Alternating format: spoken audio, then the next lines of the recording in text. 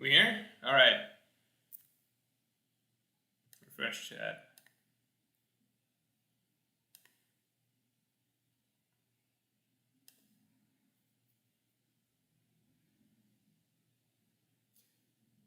Hey everyone. So, why did I say hey everyone? I started it like I was starting a video. I don't know. I don't think I've ever started a stream like that. Usually I start the stream by asking about how audio is. Yeah, he's here. He's here. Yeah, Lord has arrived. Louder. Hold on. All right. Bad news is, I have not. Okay, I feel like every time I explain my tech issues to you guys think less of me each time. So the simplest way I can say it is right now we have Ethernet. Okay, Ethernet here. You guys can see it. We have the good webcam. The piece we're missing is the mic, because at the moment I'm out of USB slots to plug in the mic. So that's why you have the Phantom Greyfire says, cue the I'm actually on time excuse. No, I'm late. I was 10 minutes late. So 14, I guess. Princess Taco says, Morge is not as good as Kid. Koopy Coop says, bring back Morgecast. Koopy Coop, good news for you. I have on my phone a recorded Morgecast. I have on my phone a recorded Morgecast because, as you know, I was in my hometown. I don't know if you guys know. I was in my hometown last week, which means I had time to record a Morgecast, which is obviously good. Because last week's videos, I don't know if you guys noticed, but last week's videos, they were filmed where? Not here, right? Because I was back in my hometown. So I had room to drive a little bit and basically get a, good Morgecast recorded. Phantom Greyfire says, bring back Water Report. All right, guys, the Water Report is dead. Is it dead? I don't know. It's definitely... What's the next closest thing to dead? Like mortally wounded? I don't know what the next closest thing is. Water Report, alright, here's the situation, okay? I would do the Water Report. Alright? I would. Ohara has moved over to Japan. Very different time zone. He's become a very big YouTuber, okay? He does not want to talk to me anymore. Okay, that's the okay, I'm joking, don't clip that, alright? The reality, Ohara and I still talk regularly. We talked, literally yesterday we were talking about his new Zoro video and stuff like that. I got to see a preview of his video. Go check out his Zoro video. I got to listen to a preview of his Zoro video beforehand because he was bouncing off some thoughts and stuff. So I actually have gotten back to talking to Ohara regularly. The main thing with the Wano Report is right now, the only time that we could really take out to... Neither of us wants to really make the weekend sacrifice, right? Because it's essentially a 12, 14-hour difference. So either one of us is doing it in the committing to doing Saturday morning Water Reports and the other person's doing Friday night, or vice versa, basically. And it's just hard to settle on a time where we're like, all right, consistently each week, we're fine taking time aside on the weekend to do this. At least that's kind of where I'm coming at it from.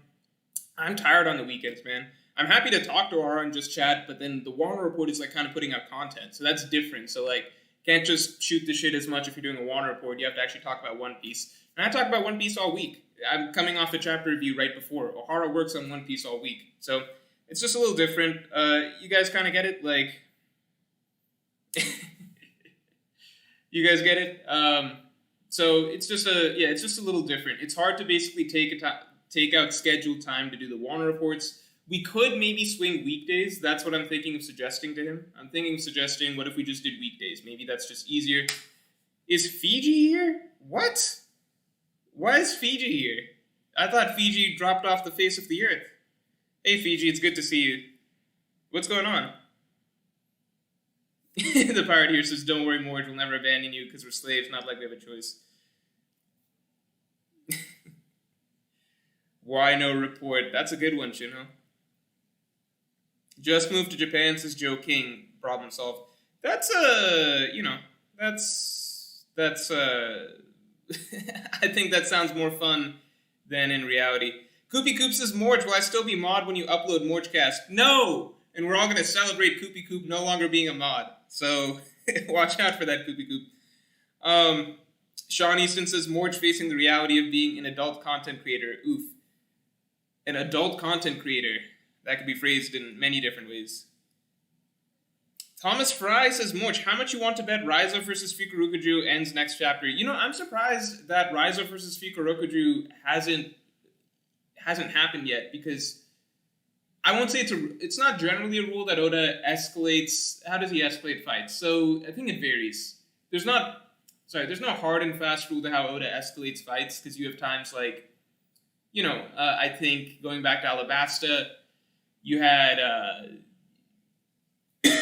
you had Zoro as the last fight before Luffy, of course. Zoro as the last fight, but then before that was Nami, right? Arlong Park, Usopp, I believe, was the last fight. So it's not like the stakes or like the level of the fight has to keep going up. But I do think it'd be really weird if Raizo, like Oda's kind of going up in a bit of crescendo, right? So Tobiropo first, then Inuarashi, right? Inuarashi, Nekomamushi, Killer, right? Killer versus Hawkins. So lots of big players being knocked out.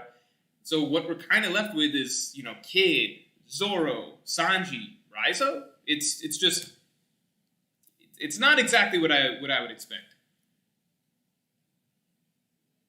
Pirate here says, Morge, let me mod people, I have a family to feed. What does that even mean?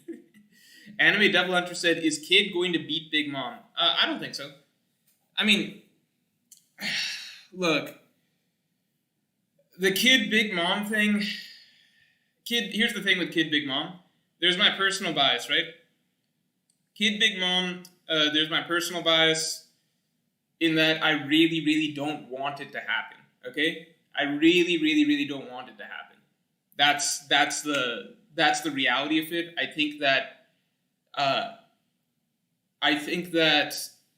it's borderline like, as like it's taking an opponent, one of the most set up opponents for Luffy in history. Like in all of One Piece, I think there are very few opponents you can say that have more long-standing antagonism and personal animosity towards each other than Luffy and Big Mom. I think that's, like, people forget that is actually had more build-up behind it than Luffy versus Kaido. Luffy versus Big Mom is legitimately a more built-up conflict overall, like a personal vendetta, than Luffy versus Kaido in the course of the story, right? Obviously, I think that if Luffy beats both, I think Luffy beats Kaido second, because Kaido is portrayed as the bigger threat, right?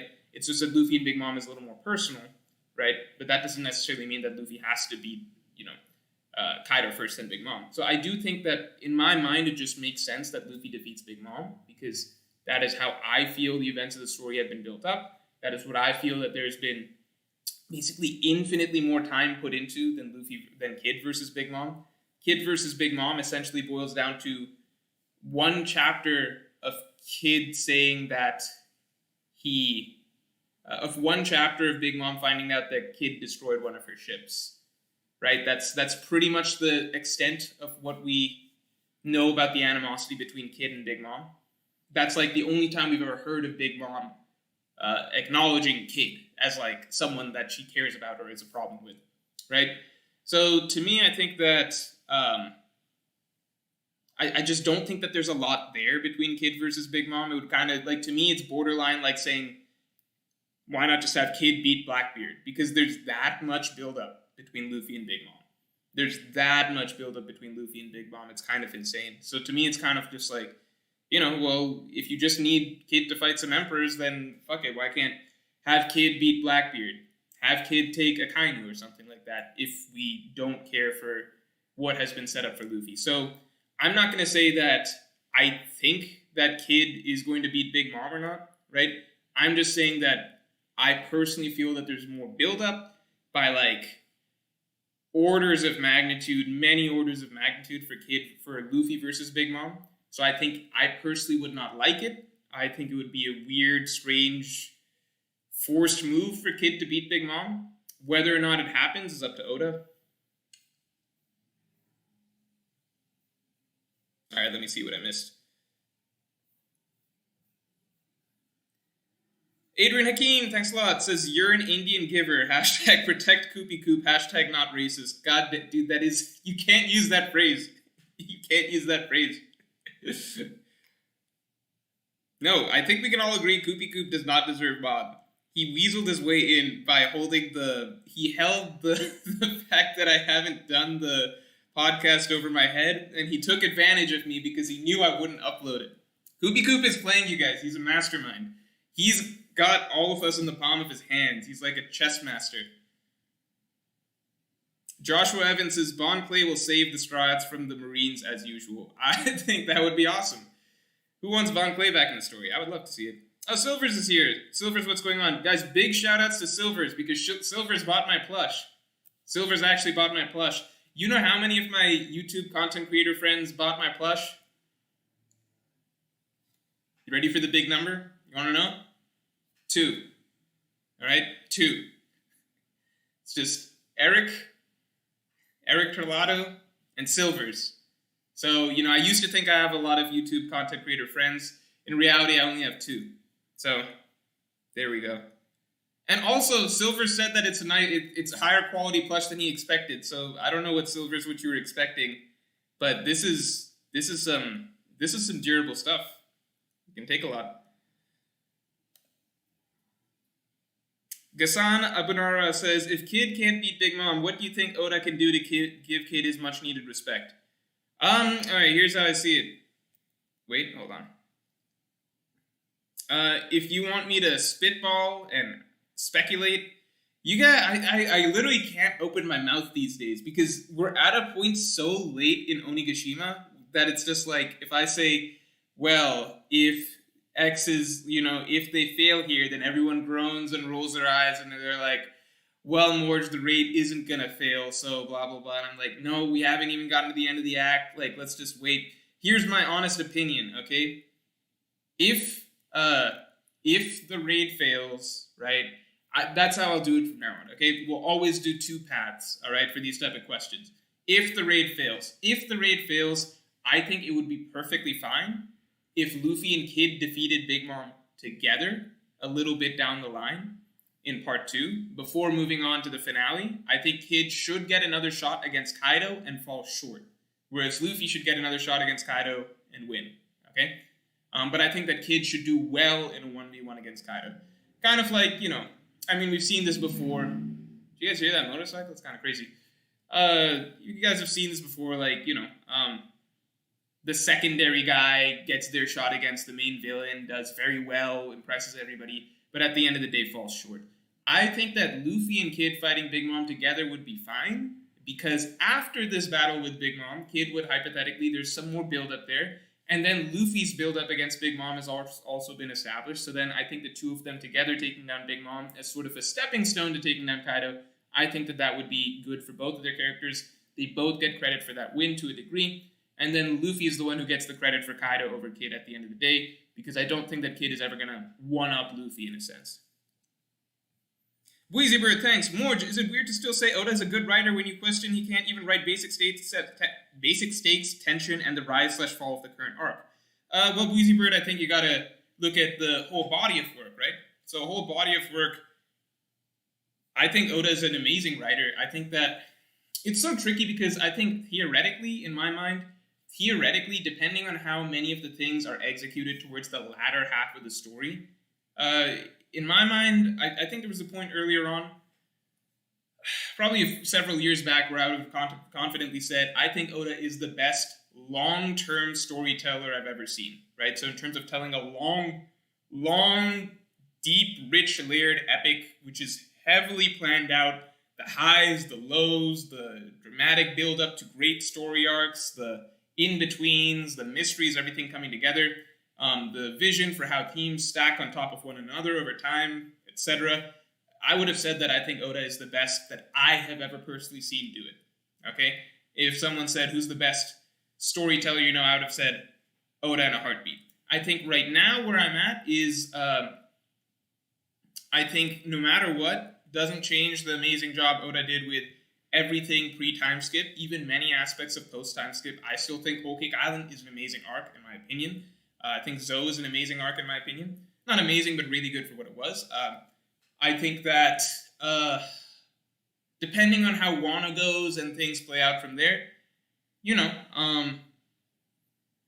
it depends. I may no longer view him as, the best storyteller I've seen because, I value a lot in terms of like how you stick the landing, because a lot of things that are built up early on don't mean as much if you don't exactly stick the landing.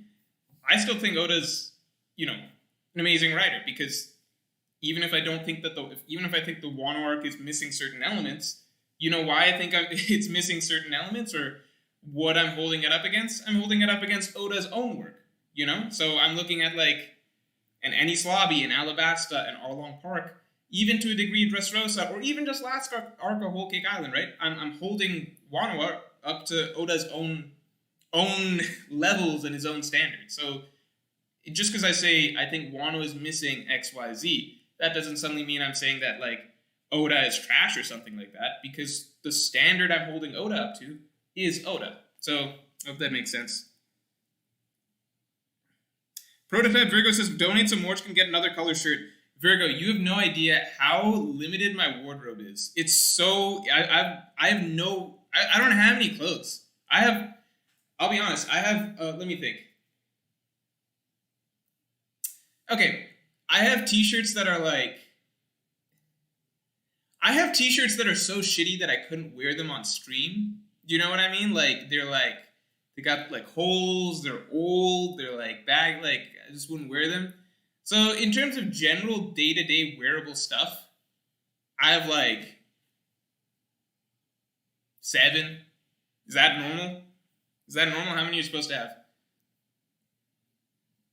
Then I do have like nicer stuff, but like that's stuff that like I would wear if I'm, going out, something like that, right? Like stuff when you want to look good. You're going out to the club, you're going to a date, stuff like that, right? That's a little different. In terms of casual wear, I don't have like a lot. I need to buy more clothes. But at the same time, I'm extremely like averse to shopping because I feel like it's such a waste of time, you know what I mean? Hail the Morge plush. Yep. Wait, are we past here? Justin Holland says, fighting Kaido is training for Luffy to beat Big Mom. I brought plushie Marineford video. Justin Holland, that's 3 questions. I'll answer all of them. No, you just said I brought plushie. That's not a it's not a question. I hope you have it next to you. Fighting Kaido is training for Luffy to beat Big Mom. I've always viewed it as Luffy would defeat Kaido after Big Mom, just because Kaido has a greater presence in the story overall. It's just more dramatic for Luffy to defeat Kaido after Big Mom, so I view it as first Big Mom, then Kaido. Marineford video. Here's where it's at. It's basically at, let's see. I think it'll... Oh, man. So I'm at the stage right now, again, where I have to go through and, basically the draft is done. All right, so the draft of it is done. The full draft of it is done. It's a lot of pages. I'm in the painful process of combing it down. I even canceled, I think, last week's stream, or 2 weeks ago's stream, so that I could write Marineford, right? So that I could pare it down. Didn't work. So I'm basically... Because... How do I say this without sounding like a bitch? I guess there's no way to really do it. Yeah, it's tiring, okay? Because there's so many things that I have to do, and Marineford's the thing that's basically like the looming side project that I keep going back to from time to time. So it's hard to really push myself as hard to finish that when it's the side project. But I know I have to finish it because it's like the plushes have already arrived. So it's like a factual goal that I promised that I have to do, and I want to do it. I'm actually like genuinely happy to be working on a project like that again because I haven't done an analysis video in a long while. So, and it reminded me how much I love Marineford. So what's a good date for it? I'll have a date for you guys soon. I literally can't tell you a date for it at the moment. I think it should be in the next month, but I've said that before, but it should be. Jack Hatsumismo says, I think Kid may be able to do serious damage on Big Mom by somehow getting her to eat metal and doing damage internally because her skin is too tough. Kid may be able to do serious damage on Big Mom. Oh, that's an interesting idea. Yeah, because that hasn't really been, what do you call? Virgo says, if I buy your plush, my girl will break up with me. She's monitoring my finances. Just give her the plush. She will love it. It's adorable. Actually, it's not. It's pretty ugly. But... she'll like it in like a sort of a joke sort of a way. Yeah, I like the idea of Kid damaging her insides. Jordan Taylor says, thoughts on Kid kills Kaido, aka KKK. I don't know about that. I don't know about that. Because I think that's kind of just like, then Kid's gonna get the credit for it. So we read this whole arc for the world to basically be like, hey, Kid's the new greatest emperor out there, he killed Kaido. Anime Devil Hunter says, do you think we'll ever get a Luffy versus Kid fight? Yes, I do. I do believe that. I think it'll be... I don't know if it's a Raftel type fight or where it happens, maybe Final War, precursor to Final War, but I think it's in a latter stage in the story. The Pirateer says, Moj, you missed the first super chat, lol. Blazing Blue, Scratch Wanna report, it's time for the raid report. That's... Thanks, as always, Pirate Hero. Yeah, I don't know about that. I don't know about that.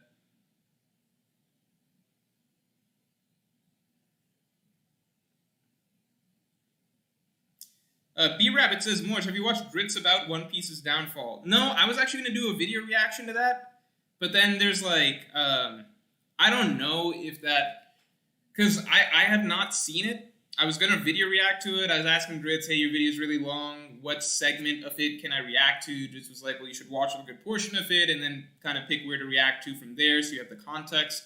I understand that. So my worry was basically, okay, if I do the video, then, either I agree with lots of it, but then you guys, I'm only reacting to a section, so maybe it's missing a lot of context for you guys, which wouldn't portray Dritz's stuff in a fair light. Or I disagree with a lot of it, and on top of that, you guys don't have the context, so you're going to be watching me disagree with a lot of it, and also being like, hey, Dritz's video is just bad, and that probably sends more hate towards Dritz, which he really doesn't need, because he gets enough of that as it is, so... At the end of the day, I just scrapped the idea to do a reaction and wrote a different video for next week instead. I will watch the video at some point. It's just a long video, So I kind of got to take a bit of time to at least watch it in chunks. Jay Fogel says, love you, Moj. Thank you, man. Watched you for years and I'm not broke anymore, so I wanted to share a little love. Thanks, Jay Fogel. I actually really, really appreciate that. But the raid isn't failing, bro. You have to accept this. Jay Fogel, what the fuck? That's... Chino wants his Moj, you weren't invited to Sanji Summit. Is that what they're calling it? No, I was not invited to Sanji Summit. That's... Oh, man. If it had a cool name like Sanji Summit... I didn't know it was called Sanji Summit. Now I'm really sad I wasn't invited. First I was just like, oh, I'm talking about Sanji. Now I know I wasn't invited to a summit? A summit's so cool. Who doesn't want to be invited to a summit? Hold on, I'm a little behind. All right, let's catch up. Virgo says, Moj's plush looks racially motivated. What the... Well, it's based off of me. What does that mean?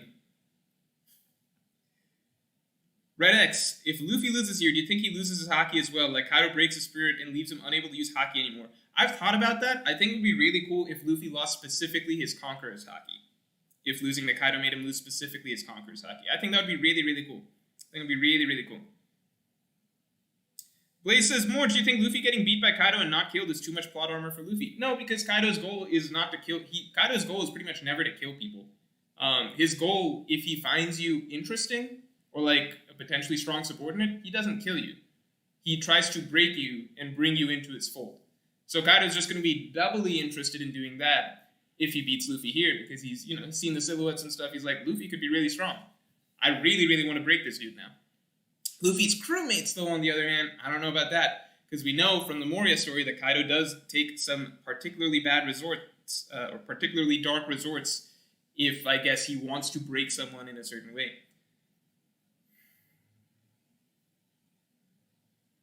Phantom Greyfire says, Sanji Summit was cool, but Moj needs to finish Marineford first. Yeah, let's think about it like that. Sophia V says, most people probably binge the manga all at once, and now they're up to date. They become reactionary and hypercritical of the story. Yeah, no, okay, I think you could say that there's elements of truth to that, and then, some of it's just not the case, because, like, you can find points in the story, like, for example, I think if you go back to Zou, people in the midst... Actually, that's, yeah, no, like, if you go back, because I've been a reader for a long while, so I was a weekly reader in Marine Forward. I wasn't that in tune with the community, so, because I was very young at the time. I was in high school, early high school. So I didn't keep as much, like, I just go read Marine Forward. I think I would read Marine Forward in YouTube videos, because that's how people used to do it back then. They would upload chapters on YouTube, like a camera, like they would be panning across the pages basically, and you'd read it like that. I'm pretty sure that was how I was reading at the time. There was also Manga Stream, which there's been some stuff. I forget what exactly they meant. That's not important. Okay, I wasn't super duper paying attention to other people's opinions at the time. I just liked One Piece and was reading it. But I mean, I remember people really like the hype moments of Marine Forward. They were really hype week to week. I think there was probably some sections where maybe people felt like it was dragging or something like that, week to week. But like the hype moments of Marine Forward, those actually that's when One Piece really blew up in popularity, when Marine Forward was coming out weekly. So I don't think it's a case where you only like what you got to binge and then you dislike everything else because Marine Forward is like that. Then also Zoe. I remember Zoe, really, people loved Zoe when it was coming out. And even the Reverie chapters, people loved when they were coming out. I think Whole Cake Island, okay, Dressrosa is the biggest example, I think, of people's opinions changing when they got to binge it, because Dressrosa really, really, really, really fucking dragged reading it week to week. But I also like Dressrosa better when binging it. So I think that there's some truth to it, and then some not so much. It kind of just, it depends. I think some storylines are definitely a lot better binged, but then a lot of storylines, I think the truly great storylines are good regardless. Morning Morality says, if the raid fails, how will everyone survive and escape Kaido? What does Kaido do when he wins, and what about CP0? I mean, I've discussed this. I believe that the Marines provide a necessary diversion. I do think that there can easily be a trigger to make the Marines act, even if Kaido isn't defeated here. So I think that the idea of how everyone survives, I think that there just needs to be outside factors that complicate things.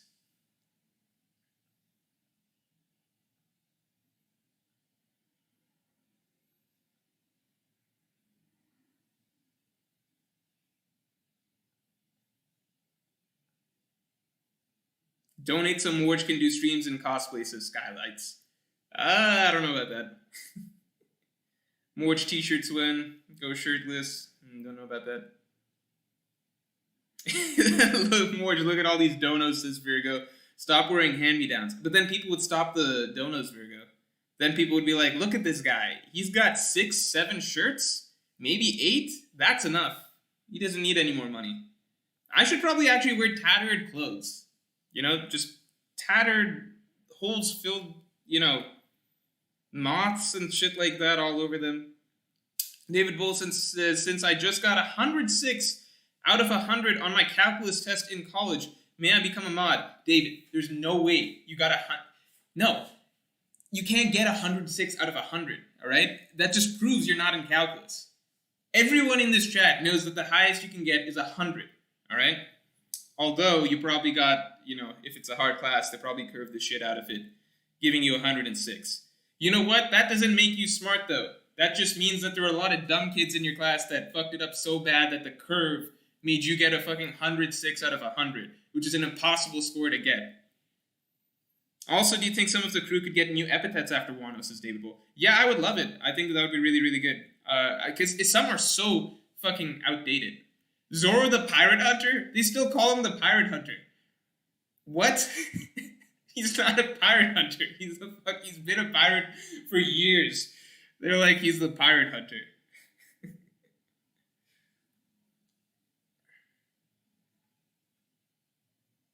Respectful Temmie says, Morge, are you poor? What the fuck, Respectful Temmie? That's not respectful. How do you ask that? Yusuf K says, hey Morge, I was faced at a party and I met a dude who had an OP tattoo. Turns out we were both super fans of you. Oh, great, that's awesome. Love your vid and streams. I'd be a good mod, BTW. Thanks, Yusuf. I appreciate that. Ren Anave says, you're saying you don't respect us. I don't know how far back this is in chat that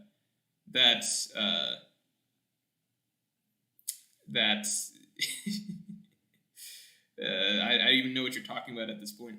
Red X says, guys, of course, Wano is missing stakes. The raid hasn't failed yet. Yep, agree.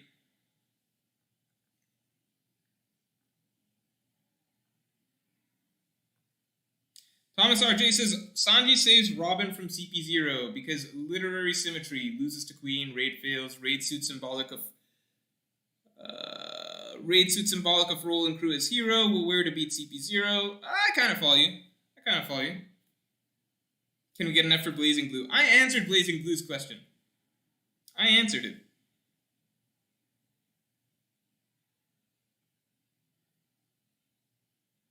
Wait, how far behind am I? The part here says you skipped last week's stream for a draft. No, I didn't say that. I skipped it for the Marineford.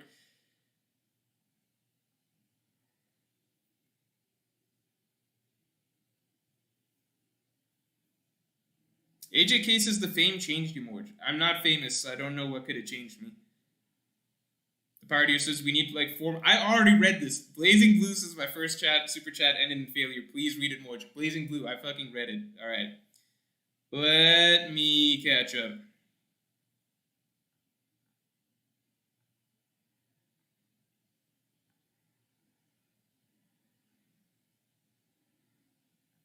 Jameson Hilgendorf says Big Mom is never going down. That's an interesting idea. She has 3 parts of her soul in Hera, Prometheus, and Napoleon. Even if she goes down, she'll be an unkillable wildcard in the final saga. I don't know about that. I think that'd get a little tiresome. I don't know if that changes the idea that it could happen, but I think it would get really tiresome.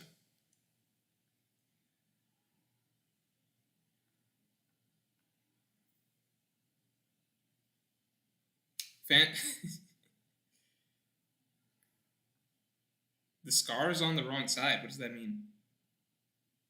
Shinho Wong says, Morge, I rewatch all your analysis videos just buying time for your Marineford video, lol. Yeah, I'm sorry, guys.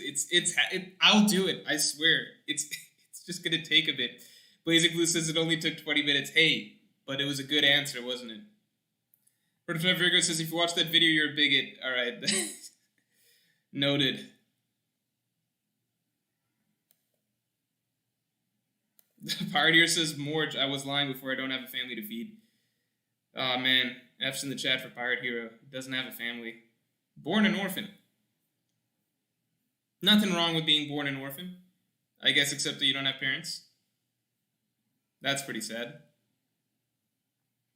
Wheezy Bird says stream his video during a break week. Yeah, maybe that's an that's no, because I don't know if there's any way to no, because then I have to watch for 6 hours. I don't want to do that. Also, you guys don't know, the way I watch videos, unless it's entertainment, by entertainment I mean fiction, right? So unless I'm watching a TV show, or a comedy sketch or something, I watch everything on 2 times speed. Everything on 2 times speed. So by that I mean literally everything. So not just YouTube videos. I have an extension that makes it so that any video on any site you can watch on basically 2 times speed. It just makes things way. You get your information way faster. So I'd be watching on 2 times speed, and you guys would all be complaining Morge, slow it down. Why are you? What's going on? Why are you watching it so fast? I'd be like, this is just how I save time. This is how you get efficient with things. Captain Face says, if raid fails, Sanji loses to Queen as he won't put the raid suit on out of fear of losing emotions. Zoro loses to King as the mink crack wears off as Zoro fighting causes the drug to end quicker. Yeah, I mean, those are valid ideas. I like, especially on the Sanji end. I think that would make sense for him. Morning Reality says, raid fails, Zoro gets 1 more hit on Kaido. Raid fails, Zoro gets 1 more hit on Kaido. I think after the raid he would, in my opinion. Anime Devil Hunter says, I feel like Luffy and Katakuri fight had more tension than the Luffy and Kaido fight. Yeah, for sure. Most fights in the series, most final bosses in the series had significantly more tension going into them than Luffy versus Kaido. I think you got to get down to stuff like Luffy versus Wapol and shit like that, or to kind of get to something that's definitely less stakes than Luffy versus Kaido. Luffy versus freaking Enel had way more stakes going into the final battle than Luffy versus Kaido. Significantly more serious Luffy at those points. Gabe C says, waifu tier list greater than Marineford analysis. I'm saving the waifu tier list. It'll happen at some point, but it'll be at, I need to figure out the right the right thing that I demand from you guys for it. Patrick Malone says odds of SSG and Wano. Also, perhaps Lucci's Awakened form. Yeah, I think SSG and Wano would be great. Perfect way to debut it because they've been hyping it up since the start of Wano, right? So right before Wano started Reverie, that's when they started hyping it up. Then they hyped it again partway through. So between Act 2 and 3 of Wano, they're hyping up the SSG again. Also, perhaps Lucci's Awakened form. I want to see Kaido's Awakened form. I want to see these Beast Pirates Awakened form. Lucci's Awakened form, that's cool. Would love to see it. But what about these other guys? Also, when I say the right thing I demand from you guys for the waifu tier list, I mean like a goal. Like, can we get to 200k subs or something like that? Like something like a last push, you know? Angel Reese says, Morge, your power scaling on the Red Force was one of the most entertaining things. Why? Because it's... Why? Because it's like, it was good? It was accurate? I don't even know what people were saying at the time. Stop shaving your Morge beard. I just feel better shaved. I like getting to like an in-between, so I feel like myself with a 1 week long beard is probably the best in-between. But then when it gets too long, it's just messy. Young Dai Lee says, do you think Sabo killed Kuma? No. Would explain the Rev's complete shock, almost like putting down an old frog. No, that's way too dark. I don't think that Sabo would kill Kuma off screen. Shane Wright says, I think Shiryu will take the world's greatest swordsman title from Mihawk, then Zoro's world's greatest battle will be against Shiryu and Rafto. So I actually, like, probably 6 years ago, I think I believed that as well. But over time, I've just started to feel like, no, Zoro versus Mihawk needs to happen. And then I think that Shiryu could take Mihawk's, he could take that from Mihawk. Zoro would take it from Mihawk first, then Shiryu defeats Mihawk, maybe, or something like that, in a Blackbeard versus Red-Haired Pirates sort of scenario with Mihawk somehow involved as well. I believe that Mihawk would ally with the Red-Haired Pirates, not join their crew, but ally with the Red-Haired Pirates over time. And I could see Shiryu taking down Mihawk after Zoro's already taken down Mihawk. But maybe that's too many L's in the series for Zoro, so I'm not sure. Yeah, more just too many mods is Jin Wong. Most I've seen in stream. Yeah, because I had a fucking shitty system where, like, anybody who... my system for modding was so bad. Because back in the day, I would just mod anyone. Like, I'd be like, hey, what was the name of that character in Skypiea? First person to answer, it gives me... they get mod. And then someone would answer, I'd give them mod. And then eventually I was like, okay, I got too many mods. All right, it's got to be a donation-based system. So...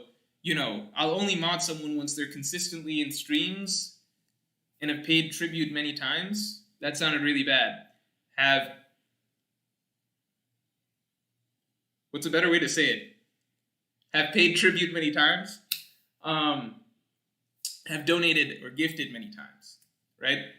And that was the new system. And then eventually that system became bad because then I got too many mods because it's just the way it is. So now... I don't know what it takes to become a mod. Probably something pretty crazy.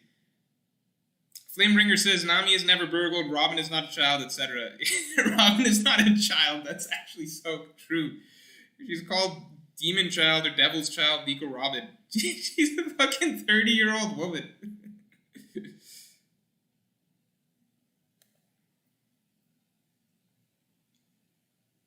Prototype Figure says, pay tribute? Oh, nah, flag the channel.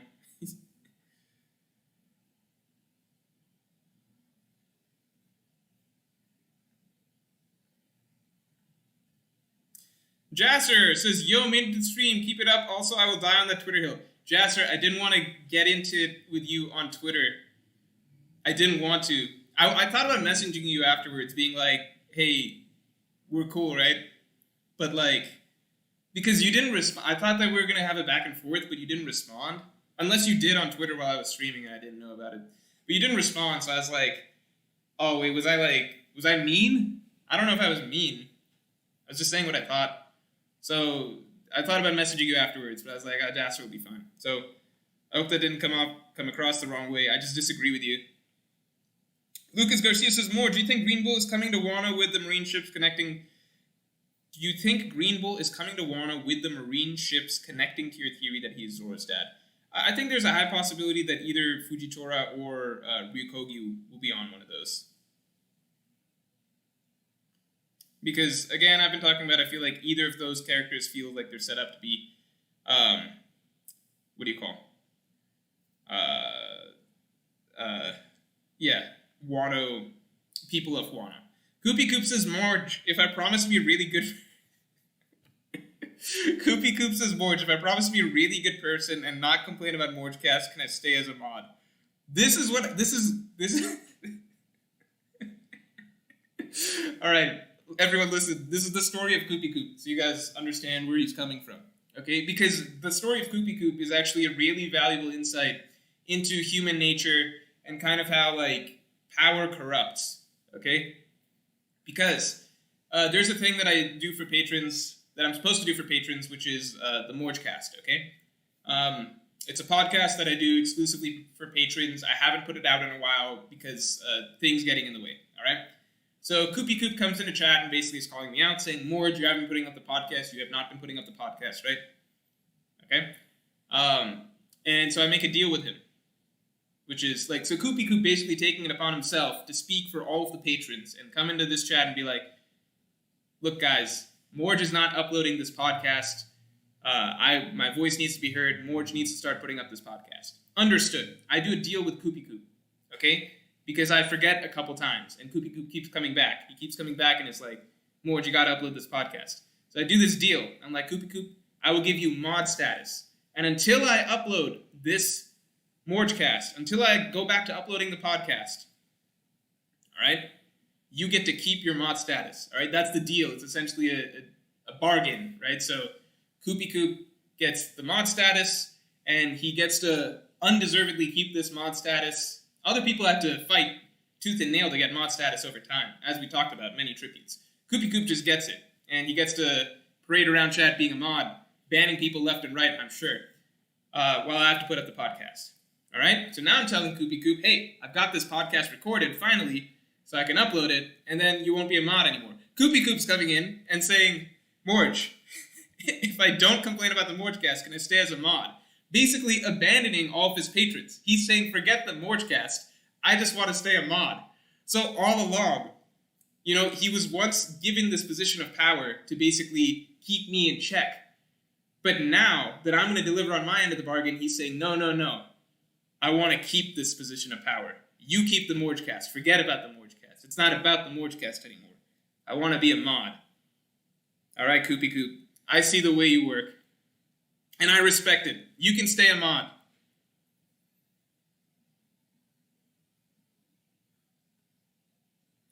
People are talking about the 2x speed. Benjamin Robb says 0.5 speed gang. No, the 2x speed thing, it's actually not like, it's not like, it's not that, it sounds weird at first, but it's not that hard. You get used to it really fast. You just have to do it incrementally. So it started when I first tried to watch things in 1.25 speed. So then you would do that for a bit, you get used to it really fast, then you start watching in 1.5 speed, then two times speed, right? You just have to do it incrementally. I think it's hard to jump from 1 to 2, but if you just get used to it a little bit, it's just like listening to someone talk fast. That's it.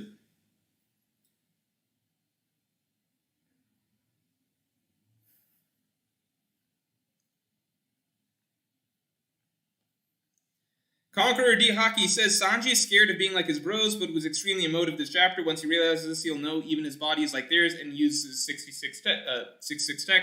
He'll never really be like that. Yeah, the whole Sanji situation is just complicated. I think that there's different ways Oda can approach it. I hope it's just not like a very straightforward way. Like, I hope it's not like Sanji just turns around and is like, you know what? I still have my emotions. I'm good to go. I hope that there is some more introspection involved, because Oda really spent a long, long time in Whole Cake Island stressing how important and special it is that Sanji does not have this exoskeleton body. Dom says, starting Morge's new t-shirt fund. Also, do you think we'll see Soge King again when the Strats inevitably go to Sniper Island?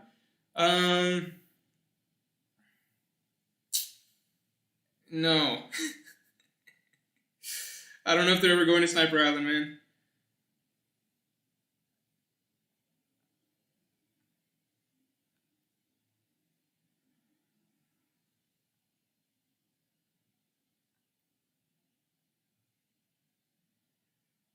Michael says there's no way that bookshelf isn't backwards. That's not true. We should play mod Squid Game. That's a good idea. Narrow it down. I mean, like, at this point, fucking Scoopy... I said Scoopy Scoop. Koopy Koop is a mod, permanently. And he tricked his way into it. Koopy Coop says, yeah, I'm still top level on his Patreon. I give him a bunch of money. I deserve it. No, Koopy Coop, because the way the Patreon works, you guys don't get charged unless I upload an analysis video. So you get it for free every month. That's the other thing about Patreon. The way I have it set up is a terrible setup where no one gets charged unless... Hold on, I gotta pull up the super chats page because there's too many to catch up on at the moment.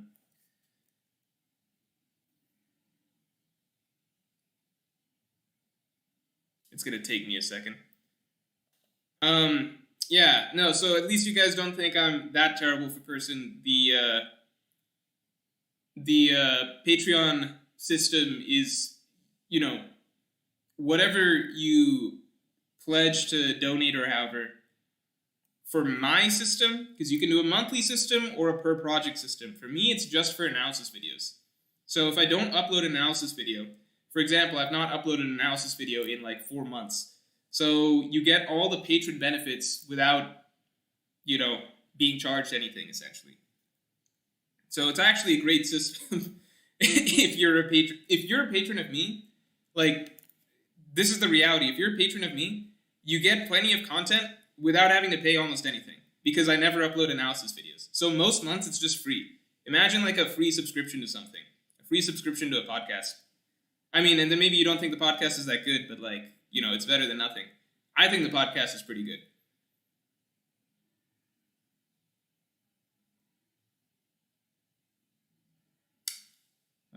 Where we at? Okay, Vaporblade says, hey Moj, I believe Shiryu's sword will eat Josu's fruit. Yeah, so, I mean, I think that's the interesting part of... I'm confused why Shiryu has invisibility. Because if he is Zoro's final opponent, I just never thought that makes a lot of sense for him. But, you know, Oda's got something in mind. And then I believe that Shiryu's sword can eat a devil fruit. So as soon as Shiryu showed invisibility, I was never like, okay, that's the thing he's locked into. Because Shiryu can, you know, his sword, he's a weapons user, so his sword can eat whatever, right? For all we know, he could pick up two-sword style, but I don't think that's going to be the case. Morning Morality says, I think you missed my super chat on Raid Fail. Let's take a look. I'm sorry about that, Morning Morality. Let me scroll down. Oh, Raid Fail, Zoro gets one more hit on Kaido. No, I answered that. You just gotta wait a little bit because it's delayed. Sorry about that. Adrian Hakeem says, it's Green Bull. Every arc where the Marines chase out the Straw Hats, it's always a new Marine character, Smoker, Hina, Garp, Tsuru, Fujitora. I agree. I just feel like Fujitora could have its roots in Wano, so I think Fujitora could be the guy as well. John Ross says, I think if it's one, I would agree that it's Ryukogyu, Green Bull. If it's multiple, then it could be somebody else. So, somebody else with him, such as a Fujitora. John Ross says, beans, that is all. That's funny. Chinowan says, Morch, how can you sell your plushies when you shave your beard? So many people have, like, a problem with me when I shave my beard. Leave me alone. Leave me alone. I'm allowed to shave my beard if I want to, okay? I grow it back. That's the best part about it. It grows back. So don't worry. I promise you it will eventually be there again. And then I'll get rid of it again. All right? It's just the way it goes. Adrian Hakeem says, mod tier list, C tier and below gets dropped. I'm confident in my chances. Marmar says, those shelves are really empty. Are you going to fill them with plushies? You guys don't even know. There's like a whole background redesign that I need to do in my mind. It's all in my head. All right? It just has to happen. So at the moment, I'm like, the bookshelf is fucking backwards, according to some people. So there's some things that need to change.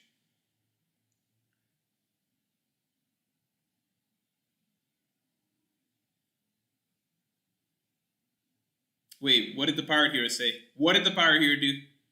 What did the Pirate Hero do? I'm seeing some stuff. I need to find him. What did he do?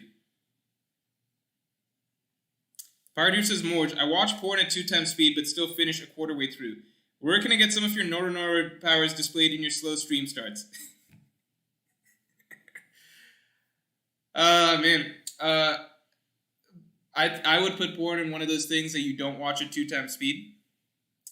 And the Noronoro powers displayed in my slow stream starts, okay, those are vastly overrated by most of you. The reality is the streams work perfectly fine at one-time speed, and they always have. And anyone telling you otherwise or pulling up clips or links to past examples, those are all doctored. I don't want to hear about them.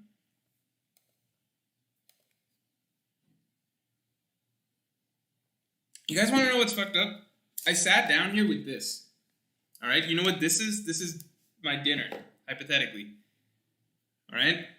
And I'm very hungry right now. But at the same time, I feel like it's going to be too hard to, because there's quite a lot of people here at the moment, so I feel like it's going to be too hard to, I don't know, there doesn't feel like there's a good gap to eat and also answer stuff. Trevor Roberts says, think the Strahts will head to Full-a-Lead, Pirate Island, in control of Blackbeard and previously by Rocks. They have some interesting history/lore. Think the Strahts will head to Full-a-Lead. I don't know. I actually, Trevor Roberts, I had never thought about that. I'd never thought about that possibility of the Strahts going to Full-a-Lead Island. I just didn't have it in my head as like an option for them to really go to. But, you know, that would be interesting. I do agree that the lore there could be really interesting, but maybe that could be explored through the Blackbeard parts themselves. Jasser says, no, it wasn't mean. I was baiting you on purpose. What the fuck? What the... God damn it, dude. Don't bait me on purpose. Because, like...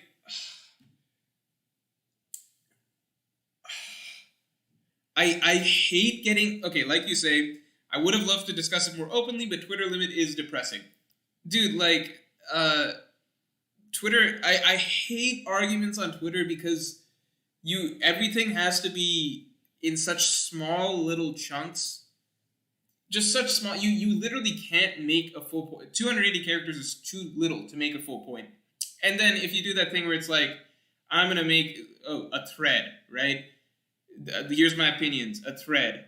And then it's like 8 tweets long for you to get your points across. Then it's just like you're putting in too much time and because you're still trying to make the tweet short to get your... I hate Twitter arguments so much. But at the same time, like sometimes like... So usually if most people message like at me with something like intended to basically force me to debate or argue, usually I just ignore. 95% of the time I just ignore because it's just like it's not worth it. Because like in your mind it's like, here's an excellent point to attack Morge with. In my mind it's like this is like the 50th person in the last 2 days like tweeting at me with some shit that, like, I have a response to. I could say some stuff, but, like, it's just not worth the back and forth.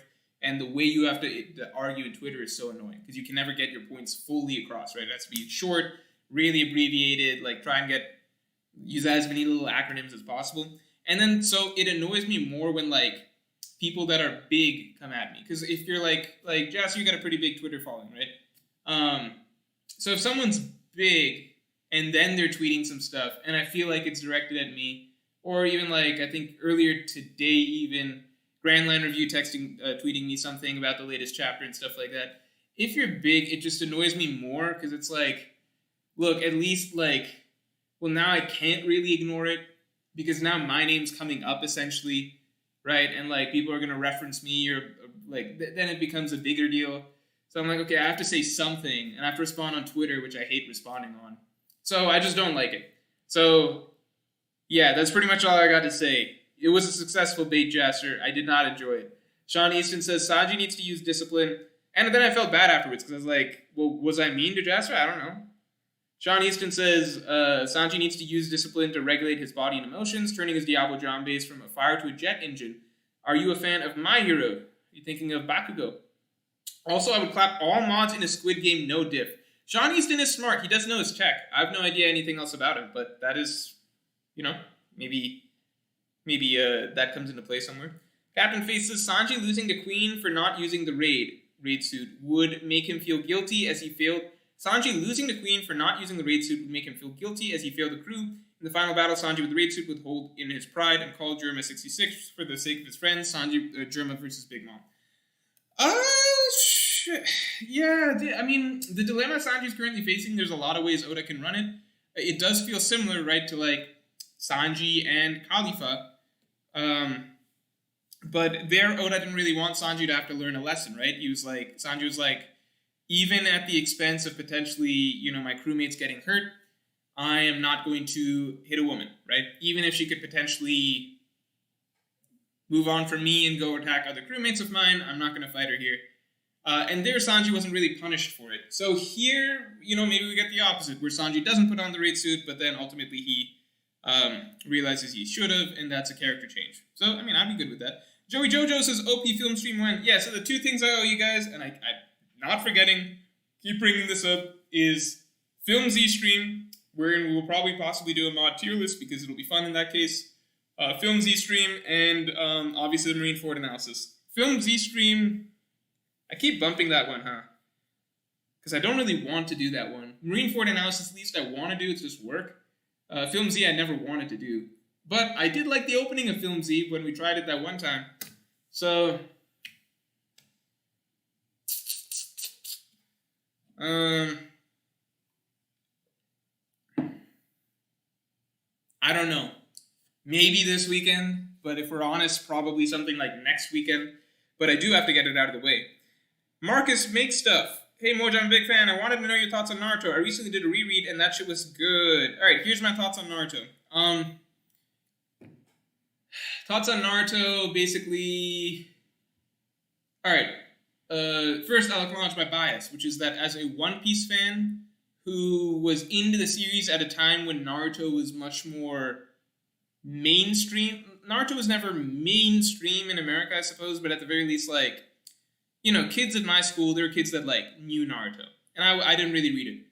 So, for me, I'm, hyping up One Piece. One Piece is my favorite series. I don't really mention that much at school to friends or anything like that ever. I think most of my closest friends, even growing up, many of my closest friends, even growing up, did not know that I was into an anime manga. Because that just wasn't socially that acceptable at that time, right? So, Naruto, among the few kids that were into this stuff, they like Naruto, right? So I bring up One Piece and then they'll trash One Piece and be like, Naruto's better. I'm like, fuck, I don't even know that much about Naruto. I can't really fight back. So, Naruto, there's a long running, I didn't like it that much. I didn't grow up with it. I will say that when I watched part one, I watched part one and I read most of the second half of it, right? Part one, really, really, really good. Really, really, really, really, really, really, really strong emotional points throughout it. I think that, for me, Naruto, I think highlight moments I still remember is Naruto summoning the giant toad against Gaara. I don't even remember the toad's name at this point. Naruto summoning the giant toad. I don't know. I think everything about the Chunin exam arc, that really put into perspective for me why so many people love Naruto. Because, the emotional highs I felt throughout that arc, certainly as good as anything I felt throughout One Piece. I really, really, really, I guess, how do I say this? I think I love Naruto a lot at a certain point, right? And I really enjoyed it. It did not hold my attention that long. Then when I was reading this, I got back into reading it around the Pain arc, and then I read the Pain arc, and that kind of reboosted my interest in the series. And then from there, it sort of trickled off as it wasn't a hate. I think a lot of people went from I love Naruto to this series sucks. For me, it was don't really like this series because I've heard so much stuff. Okay, tried it. I actually really liked it. Then just some stuff happened, kind of got back into it later. Okay, this arc's really good. Maybe I could really become a Naruto fan. Okay, losing interest. Okay, out of it. So I think basically I didn't love the way the series ended. Why did I talk about Naruto for so long? I guess because I don't really talk about it that much. I didn't love the way the series ended. I did not enjoy most of everything after the Pain arc. I didn't particularly care for. But there are moments and ideas that I thought were cool. And I think that the highs of the series, as I remember them, were just as high as anything I've read in One Piece, I think. Not for me personally, but for me at the time. I don't know how to explain it. Adrian Hoquin says, what if Shiryu and his sword both have devil fruit abilities? Yeah, that's what I'm thinking. It'll make a fight between him and Zoro way more interesting. He could cheese Mihawk that way. Yeah, if Shiryu versus Mihawk is more of Mihawk tries to fight like a straight up sword duel, but Shiryu, he's got his invisibility, some special tricks and stuff, and he kind of beats Mihawk dirty. I think that would be cool, and it kind of preserves Mihawk's status as like, oh, if this was straight up, then Mihawk would win, but Shiryu, the fighting the way he did, managed to get the win. And then Zoro is able to overcome those tactics regardless, because Zoro often has to face dirty tactics from people like, he wants to just have a normal sword duel, and then people like Kabaji, Mr. One, even right now with King, they don't fight as fair as Zoro would like, you know? So I think that that's a good idea, and I always like the idea of Shiryu having a couple of fruits, so both the fruit he eats and the sword that he has. Reason being, because I like the idea that Blackbeard has 3 fruits, but it would be cool if his number 2 guy also has 2 fruits, right? Because it kind of just keeps that idea of, I don't know, Zoro's opponent also having like a bit of a special twist to him or something like that. You know what I mean? So, yeah, I like the idea that Blackbeard, he's very dangerous at the end with 3 fruits, but like people still looking at Shiryu like, well, damn, this guy's got 2 fruits. That's pretty nuts as well.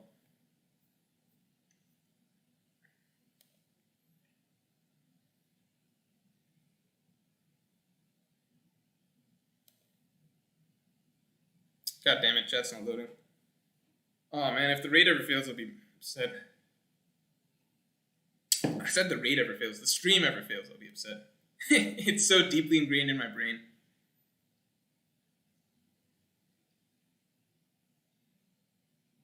Yeah, a lot of people are probably going to shit on Naruto in the chat now. I don't want to push that. Gamabunta, says Juan Peret. Yeah, that's his name. Yeah, a lot of people were Naruto first, then Dragon Ball Z. Do people really, like, what's crazy is that Naruto was my first, what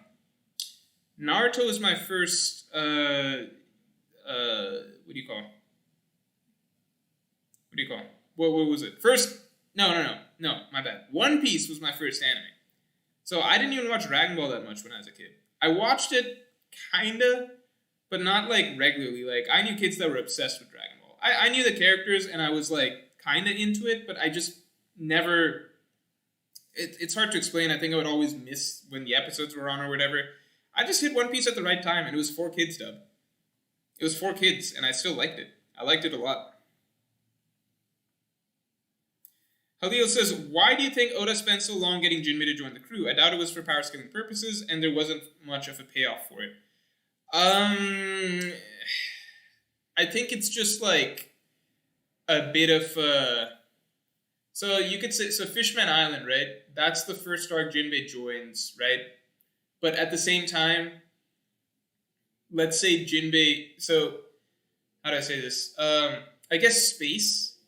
I think power scaling is arguably a bit of a reason because, okay, how do I say this? So when they come into the New World, when they first go to Punk Hazard, at that point in time, you don't really know how strong Luffy actually is. You don't know about Gear 4th or anything. The only guy he's fought so far is Hordy. You don't know how strong Zoro is. We don't really have a frame of reference for a lot of these characters. Smoker shows up, Law is there. We don't have a frame of reference. Throughout most of Punk Hazard, Virgo is the looming threat. Not you, Virgo, in chat. Virgo, the character, right? Most of Punk Hazard, Virgo is the looming threat. And I think most readers at the point are like, Luffy could take Virgo. Even Zoro could take Virgo. But you have to remember, Virgo at the time was like, we really didn't know. Like, we were used to certain things at this point. People weren't sure, like, oh, I wonder how Luffy versus Smoker would go at this point in time, okay? People didn't know, all right? Like, people kind of assumed Luffy was probably stronger than Law because they were like, okay, Oda's probably, Luffy trained for 2 years. He's probably stronger than Law, but Law was showing way more during Punk Hazard. Law seemed more impressive. So most of us kind of just knew that Luffy could do more, but we couldn't really tell. So there was just a sort of haziness in terms of, like, how strong are all of these characters? That's actually even a question that, like, Monet posed, or, like, Monet and Tashigi pose. I think Tashigi poses after Zoro beats Monet. We're kind of just getting glimpses, but we don't have a clear idea. Most people don't know, but at that point in time, absolute consensus was that Luffy is probably way lower than Doflamingo. Because we hadn't gotten to Doflamingo yet. And Doflamingo had a lot of build-up in the story, And Luffy hadn't done that much yet. We knew he could one-shot pacifistas. We knew he could beat up a random guy like Horty, but we had no context, right? And Oda as usual was framing Luffy as the underdog, so stuff like, he loses to Caesar a couple times through bullshit, but like he's not really letting Luffy let loose. So overall point being, Punk Hazard for that arc to have stakes in general. The only real threat that we felt was on the island was Virgo, and that's because we didn't truly know how Virgo stacked up against these other guys. We just know that Virgo's got this ominous presence, a very ominous presence, like Zoro and Sanji sense it. They're like, who is this guy? Sanji goes, and Sanji actually has significant trouble, at least at that time, against Virgo, cracking his leg. Virgo had been bullying Law earlier and stuff like that. We knew Virgo outranked Smoker. So Virgo felt like this threat that we didn't really have, we didn't really know how he stacked up. We were like, okay, maybe Virgo's the strongest guy on this island. Or maybe like four of these, maybe like Luffy, Zoro, and like Law could all beat Virgo. We don't know. I think throwing in Jinbei onto the crew that early, it's just like Jinbei's got too much behind. I think it would take away from the stakes just a little bit too much if they've got Jinbei walking around at that point. Because I think most people would be like, yeah, Jinbei would probably fuck up Virgo, right? Jinbei's gonna fuck up Virgo if it comes down to it. Like, I just think at that point you got too many characters running around the island that could, you would probably be like, yeah, this guy could. Maybe Zoro could fuck up Virgo. Maybe I bet Luffy could fuck up Virgo. Oh, look, Law was having trouble earlier, but now when he went all out, he fucked up Virgo. Jinbei's hanging around. It kind of lowers the stakes. So that's one reason. If you don't like that reason, here's a better narrative reason, I think. I think that Punk Hazard and Dressrosa are very clogged arcs with lots of characters, right? With a character like Jinbei, Fishman Island was not even that Jinbei-centric. Okay, so I think Oda wanted to take a little more time to have some of the Straw Hats get more personal interactions with Jinbei and just get more focus on Jinbei in general. So rather than force him into Punk Hazard and Dressrosa, just save Jinbei for Whole Cake Island, which is a very, I would say Whole Cake Island is a very clean arc in terms of the number of characters. So Whole Cake Island never felt like it had too much going on, in my opinion. I felt like you had a lot of time for, just the Straw Hats, because it's a small group at that point, for the Straw Hats to have real moments with each other and have little storylines play out with each other. And I think Whole Cake Island was the best, because in Punk Hazard it's just too much. There's a lot of running around, a lot of variable, a lot of Smoker's here, Law's here, there's a giant gas cloud, there's Caesar coming, the island's gonna blow up, there's a million things going on. Doflamingo, Monet, I don't know. I think Whole Cake Island, Oda was able to find the space, especially during the whole Mirror World section, to have Jinbei kind of bond with each of the Straw Hats one at a time a little bit more, like Jinbei and Nami, Carrot, Chopper, etc. There was just more time with Jinbei and everybody else.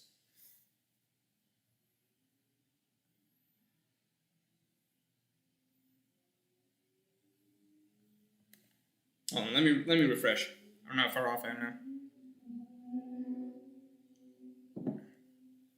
I'm so hungry. I want to eat this. I'm talking about this.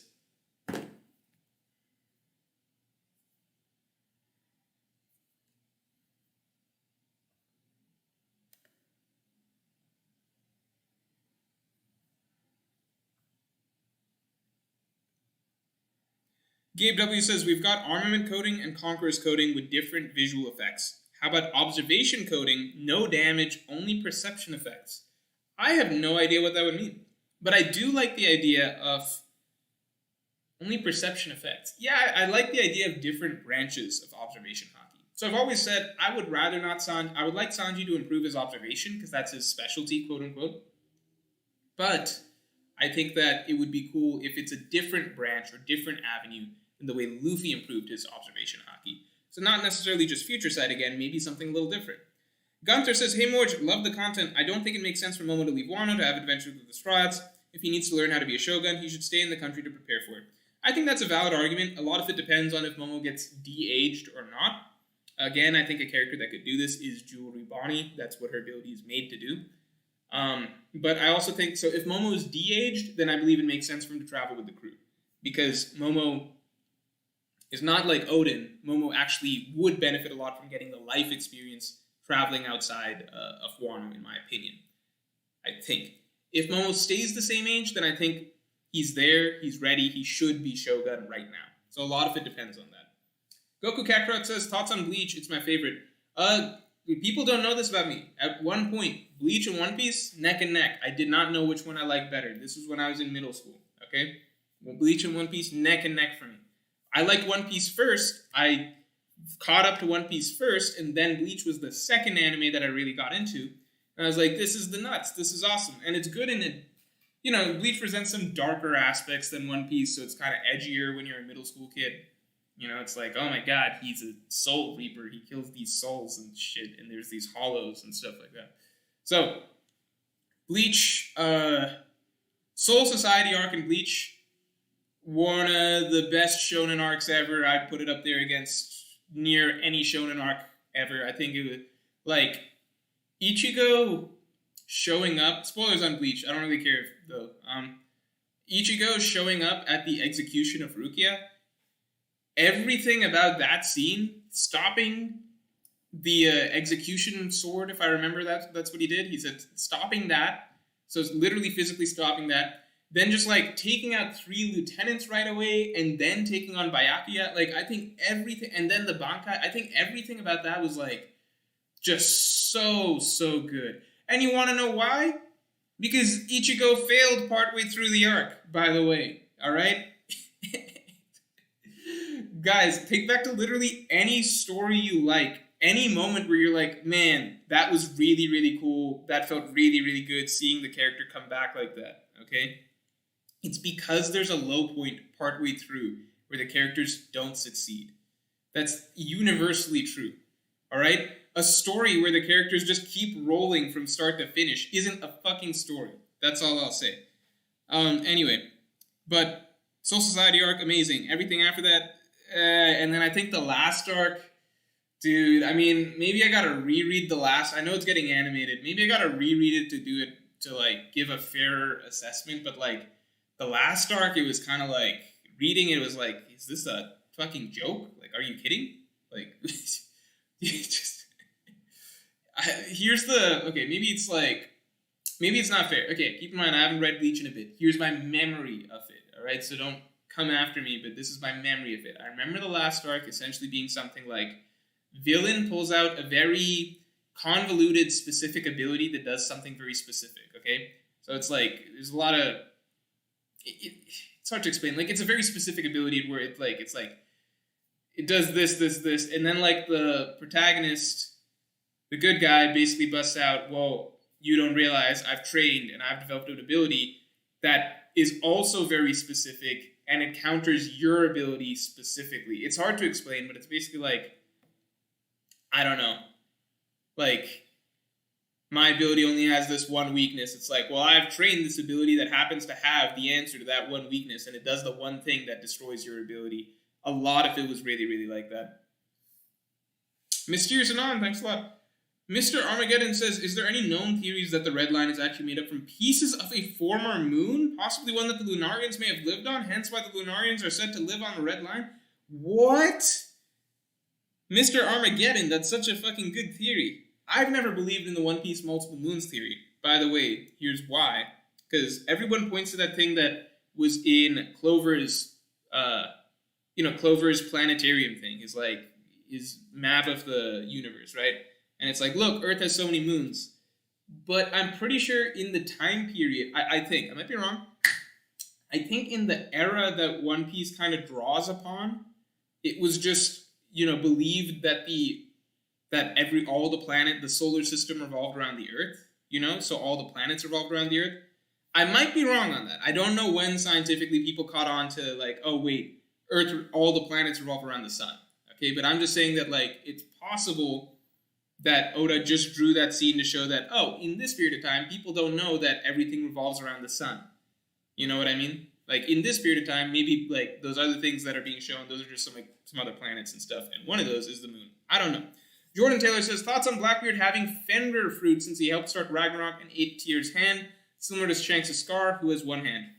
I don't know. I don't know if that's getting, like, a little too specific in terms of, like, the types of mythical zone he has, but I could see the argument. I know enough about Norse mythology to kind of get the gist of what you're saying, but I just don't know if that's getting too niche in terms of the types of things. I think that everything he's done so far in terms of mythical zones have been a little more recognizable, at least to Japanese readers. Muhammad says, do you think if Nami didn't forgive Jinbei will make his character more interesting going forward in the story? I think it would be bad for Nami's character if she didn't, because I think that Nami should understand, essentially. No, actually, that's not true, because what happened was pretty fucked. I think that... Okay, you're 100% right that if Nami did not forgive Jinbei, then it would be much more interesting for Jinbei as a character.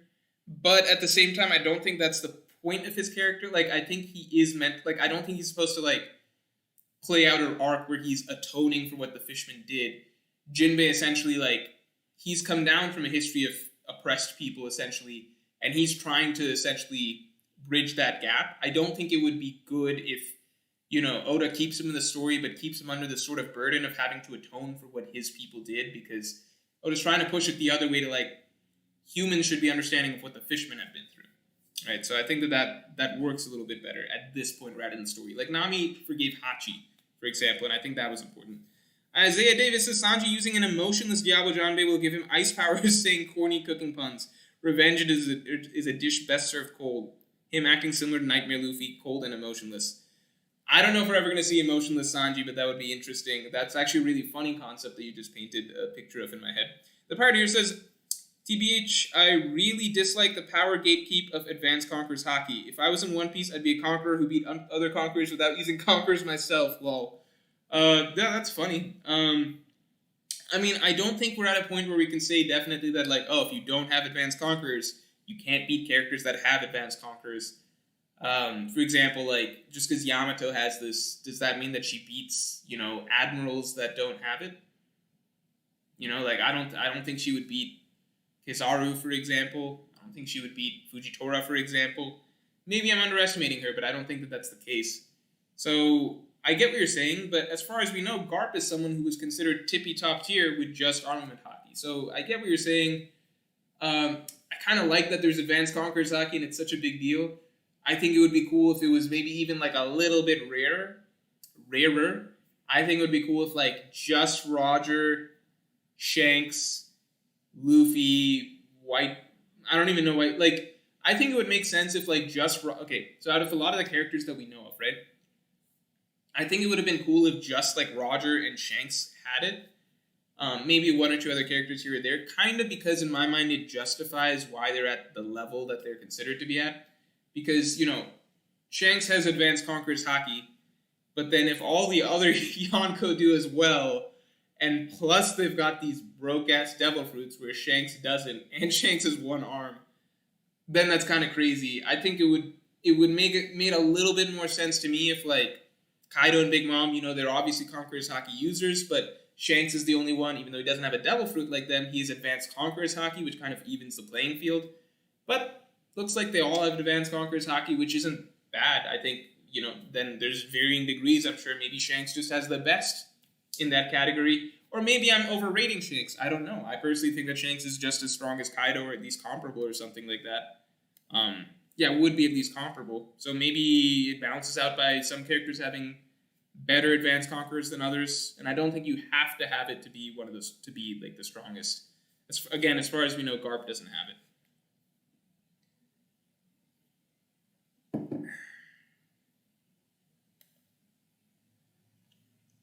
Goku Kakarot says, Morge, I disagree. That's wrong. Kazumir Blood War was the best arc, except for the rush ending. The Quincy's had insane hacks and so many Bankai reveal. Yeah, I think my problem, I guess, was like twofold. One, the ending was pretty rushed. I felt that it was rushed. We all remembered when it was like Bleach's 10 chapters left. We were just in shock. Just like, nobody could believe it. It was like, how would you even do it? So most people were arguing that it's not actually 10 chapters. It couldn't actually be 10 chapters because it doesn't make sense. And what do you know? It was 10 chapters. They didn't lie. It was 10 chapters. So for me, it's very hard to enjoy an arc when I don't like the ending. So that's one part of it. And two, the Quincy's hacks abilities, that's true. I think it's more so that, like, I felt like a lot of their really hacks abilities Hack's abilities, right, were countered by Hack's abilities that felt very conveniently written in a way that, like, well, it would specifically counteract this ability really, really well. So, I won't say that I haven't reread the Thousand Year Blood War in a while. Maybe it's better than I'm remembering. But that is how I personally remember it. So I might be wrong. I know it's getting an anime, so maybe the anime fleshes things out a little bit differently. Maybe I see things in a different light if I rewatch some episodes in the anime. Keenan says, not my original thought, but I think it's interesting that Mihawk is both the world's strongest swordsman and the world's greatest navigator. Dude just floats around the Grand Line on a chair with a sail. That's an interesting point. I don't know if that makes him the greatest navigator because it's hard to tell if he's consistently able to get where he's going. No, because he was able to successfully chase, right? He successfully chased the Krieg pirates through a storm. So actually he's maybe the world's greatest navigator. Yeah, maybe he just has Nami beat. Maybe Nami and Zoro both have a vendetta against Mihawk because they both got to surpass him in their own way. Miriam, what's up? What's up, Mr. Moore? Just sending my weekly tribute. Thank you very much. I did refer to it as a tribute earlier this stream. Keenan says, also supporting you in your bet with Grand Line Review. Yeah, thanks. Appreciate it. I think, I think that we're going to find out soonish, I suppose. Because if the raid is failing, then it would have to be in, like, the next several chapters. If the raid succeeds, then, like, even then, Wano can't go on too many more chapters. So we'll find out soon. Young Dai says, do you think Sengoku or Akainu could beat a Yonko? I don't think Sengoku, as he is right now, could. Because, like, Oda started drawing him, with the white hair and shit like that. So, like, I think he's been out of the game for a couple years. I think that, once Oda starts drawing or portraying characters a little differently, that's when I start to assume, okay, Oda's saying they're out of their prime. Who was the other guy you gave me? Akainu. Yeah, I think Akainu could beat a Yonko. Like, if you threw Akainu at Big Mom, I'd be like, it goes either way. Maybe I'd even lean towards Akainu. Just because I think his role in the series and what his endgame position would be, I think.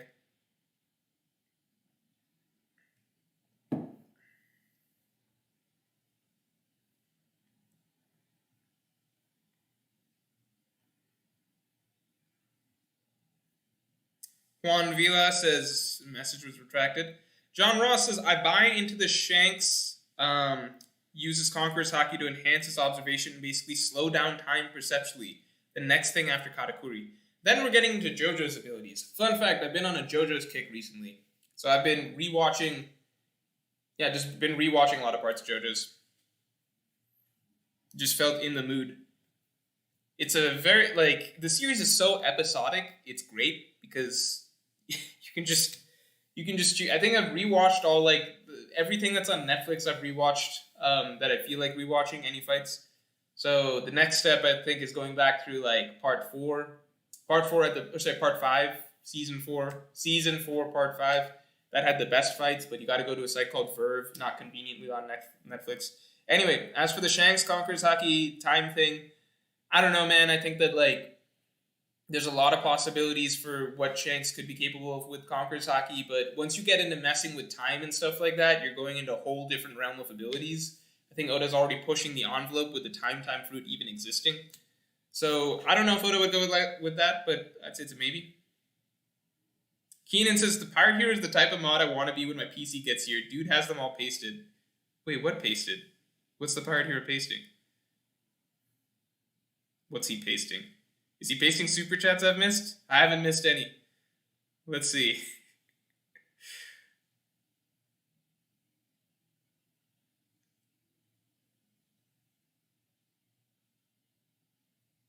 I'll see it later. I'm sure that if he was pasting something, I would have noticed it. Alright, what's next? Muhammad's... Wait, is there someone before him? Nope, okay. Muhammad says, because I really think Jinbei is so boring as a character, and if his goal was to make Nami forgive him, make his character better. Do you agree? I agree. I think Jinbei is boring as a character, and I kind of just had to get used to him. I think that might be the... I think making Nami forgive him might be uh, I see where you're coming from. I don't think if that's necessarily the ideal route, because it would just mess with, like, Nami forgave Hachi, why wouldn't she forgive Jinbei? Especially because what Jinbei did was inadvertent, so he didn't realize, I think, as much the harm that would be caused from Arlong being released, right? So I think Jinbei's end, it was inadvertent. Um, I think that at the same, also, like, just the way that, I think after everything the Fishmen did for so long, I think that it's kind of needed in the story to start portraying a lot of Fishmen in a more positive light. So Jinbei is kind of the champion of that. So I think that I understand why Oda has to portray Jinbei as somewhat spotless, because if you write an arc where, like, Jinbei's trying to get Nami to forgive him, and we as the reader can empathize with Jinbei, and then Nami's not forgiving him, then we as the reader start to dislike Nami. I don't think Oda would do that. And at the same time, it goes against a little bit the idea that Jinbei is supposed to represent, someone who genuinely wants understanding between fishmen and humans, and he has not himself done anything that is, like, fundamentally wrong. He's seen the wisdom of different activists for change, and he's kind of carrying a lot of that weight with him. So I don't think he needs, like, another burden in the sense that he needs to be proving himself that he's a good fishman, right? I don't think he should have to be proving himself to Nami that, like, I'm a good fishman. I think he did, right, essentially by telling her the story, and Nami, being the character she is, understood and forgave that. And I think that's all in character. So I do agree that the idea that Jinbei could ideally have been made more interesting in some way. So I think that I like that I like the idea that if there was something more like an arc for Jinbei to be growing through, that would be good. I don't know if I necessarily agree that's the arc I would side with. Does that make sense? C. Miller says, thoughts on Mihawk Advanced Observation Haki?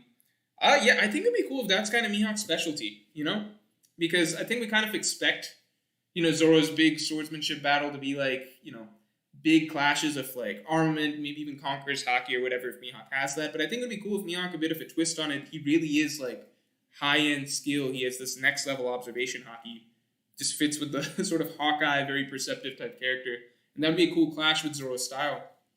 As what was even mentioned in Thriller Bark against Raima, Zoro and Raima are both, like, destruction type swordsmen, I suppose. And swordsmen haven't really been classified that much in One Piece, but that's an interesting concept that, like, that's how those two would be classified, as, like, very destructively powerful swordsmen.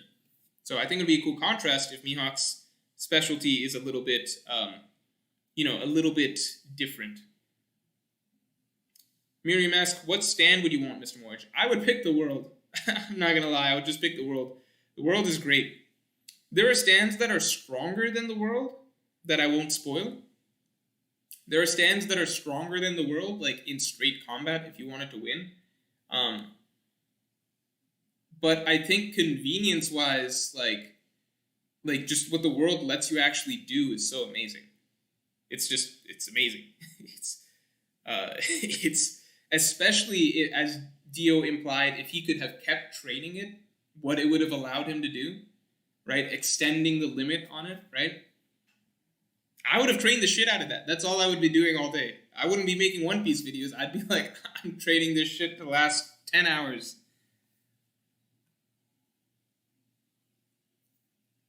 Vapor Babe says, have you read Toriko? It is incredibly hype and has amazing world building. No, and my reason for not reading Toriko will always be the same. I don't want to read a manga that makes me hungry.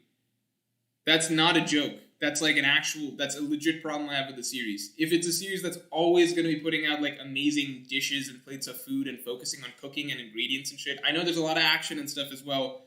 What's that other one? Shogeki no Soma, right? I'm never going to read that. I'm not going to read a story that makes me fucking hungry. Like, it just doesn't, I wouldn't like it, Like, you're hungry while you're reading it. It's not fun. It's like, it's just, yeah, it's not fun. I'm never going to try Toriko. Crow Stray God says, if Luffy gets trashed by Kaido and the raid fails, will this imply that characters can sky split with superior opponents as long as they have advanced conquerors? Yes. Yes, it would. Like, I don't think Jinbei I don't think, on the Jinbei train, I don't think Big Mom and Kaido are, like, exactly equal, right? I think if they kept fighting, one of them would win. But they could still split the sky. Same thing with, like, Shanks and Whitebeard back then. I don't think they're exactly equal. if they kept fighting, one of them would win. But they can split the sky, right? Like, it's just one clash. It's more symbolic or anything that they're in my opinion, it's symbolic of being in the same tier of strength. Like, you hit a certain point where it's just like, if you clash, you split the sky, right?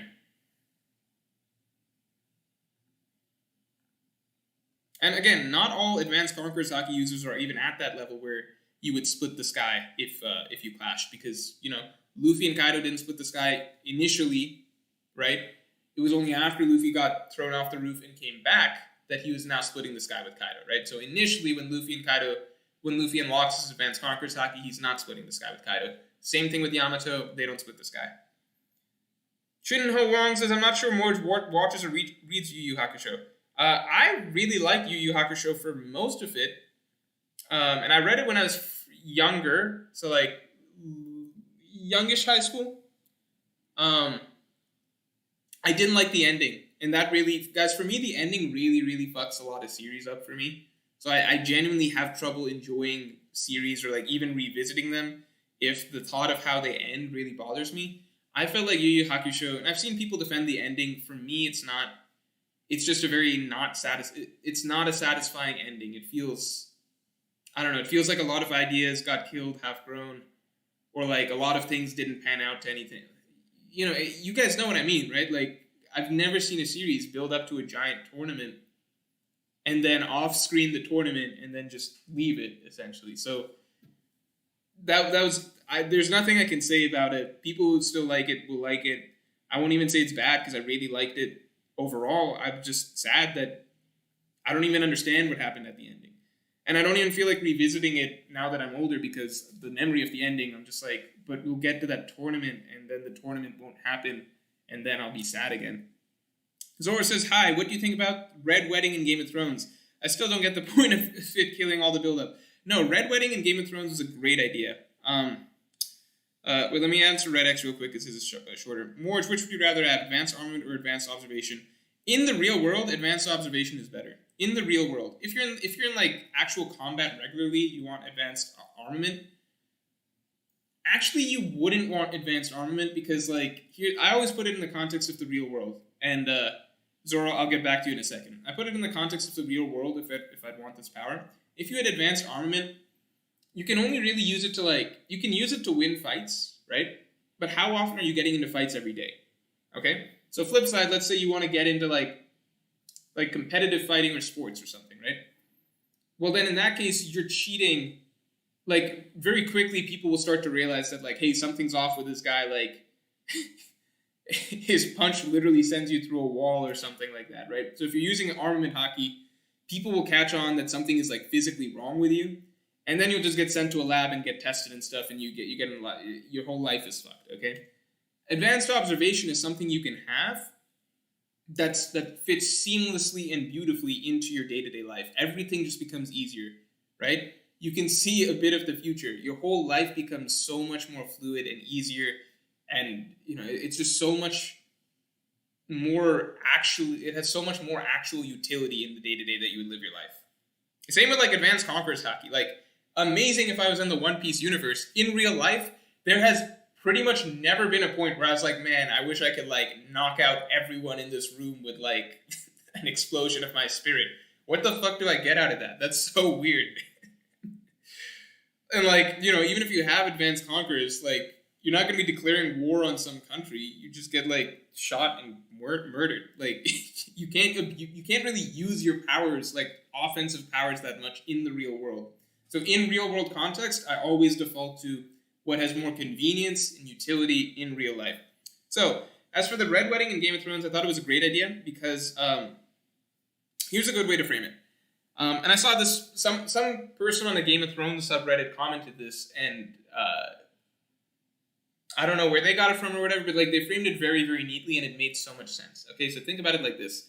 The way Game of Thrones did it, right, is very often, and I fully respect the series for doing it like this, for George R.R. Martin for doing it like this, because it's a unique mentality to have, even if the series did not panned out poorly by the end, and even if George R.R. Martin himself might never finish the story, he had a really unique idea towards the beginning that I think a lot of series don't do.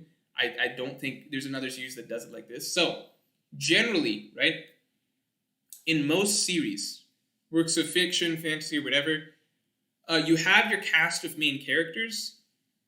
You have your cast of main characters, and you want to have some deaths throughout the series. So usually who you're going to kill off, you're going to kill off mentor figures, parental figures, older figures, so that your younger main cast can be fine. Okay? So imagine One Piece, Straw Hats. You could say Queen had died, obviously, but then also like Bellamere, Heroic, Olvia, Saul, everybody, right? I don't have to go down the list, but like you have your main cast of characters, right? And then you have the peripheral characters that you can kill off. Now, what George R.R. Martin wanted to do was not make clear who his main cast was from the start. So what he wanted to do, it's not as though the characters that he killed off at the Red Wedding were, at the end of the day, the main characters for his story. What he chose to do instead was start the story focusing on treating it as though all the characters can essentially be equated to main characters, and actually focusing more on what would, in the long run, be peripheral characters. So, the older generation of Ned Stark, right?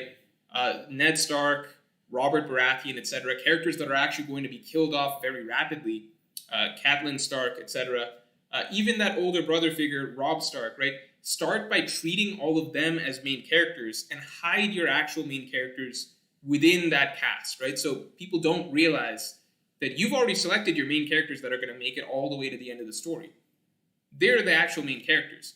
But for the moment, you're going to put on a front as though everybody's a main character, and actually even focus more so on the peripheral characters, so that as the story begins to progress, those parental figures, right? Those parental figures, those senior figures, those figures in authority or whatever that seem to have been driving the story early on, whereas those other characters, the Jon Snow, Arya Stark, Sansa Stark, Bran, the younger characters, the less capable at their time characters, the characters who are still growing and coming into their own, the real main characters of the story, they are shielded from that at that point. So what it gives is essentially the illusion that anyone can die, right? Because what it looks like to the audience is, oh my god, he just killed the main character. Oh my god, he just killed all these main characters. Oh my god, anyone can die. George R.R. Martin does not touch a single main character, at least till probably like the final season, right? That's where, or final book of his story, where we know Daenerys will die. Maybe there'll be some other death that didn't happen in the show, whatever. But the reality is the characters that make it to the end, the Daenerys, the Jon, etc., they're the main characters from the start in his mind. The other characters are a trick, an illusion, right? So Khal Drogo, Ned Stark, Robb Baratheon, Catelyn Stark, Robb Stark. I'm spoiling Game of Thrones for all of you, but don't watch that show. It turns out absolute shit, okay? I thought that's a really, really smart way to do it. You just start essentially one generation up. The characters that you would have killed or would have been killed for backstories or whatever anyway, the kid characters who, they wouldn't have had their parents, the king and queen would have died. Do all that, but not as backstories or like extensions of the main character. Do all that, but treat that as the main story, and then gradually cut out the fat over time to get to that core of your main characters. So you create the sense that anyone can die, but in actuality, you're just whittling down to your main core, and that's the core that's going to carry you through to the end of the series. So you create that drama, that sense of unpredictability. You make the viewer feel the power of all of these deaths so much more, because we're not viewing these characters as like, Jon Snow's adopted father, Sansa's mother, Jon Snow's brother, etc. We're viewing them as individual characters, which makes us that much more attached to them than if we viewed them as like, oh, the main character's dad. Oh no, the main character's dad died. You get what I'm saying? It's so much stronger if you frame it as, these are all the main characters we're chopping away, and turns out that these guys were the main characters, and you should have from the beginning realized that Robb Stark, he's actually just, the ace, let's say, to Jon Snow, right? Anyway, so as bad as Game of Thrones turned out, I think conceptually, I think you can't give enough credit to the approach that George R. R. Martin had, because it's just such a fundamentally different way to do it. How fuck do you want me to say it? It's Jar Jar R. Martin. That's how I say it, alright? Don't listen to the way I'm saying the name. Listen to all of the other stuff I expounded on.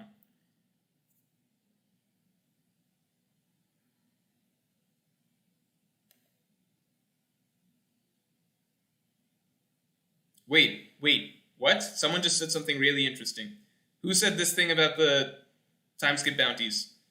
Someone said something really interesting. Someone said it and I scrolled by. I want to find it back. Who said it? Someone mentioned a really cool pattern.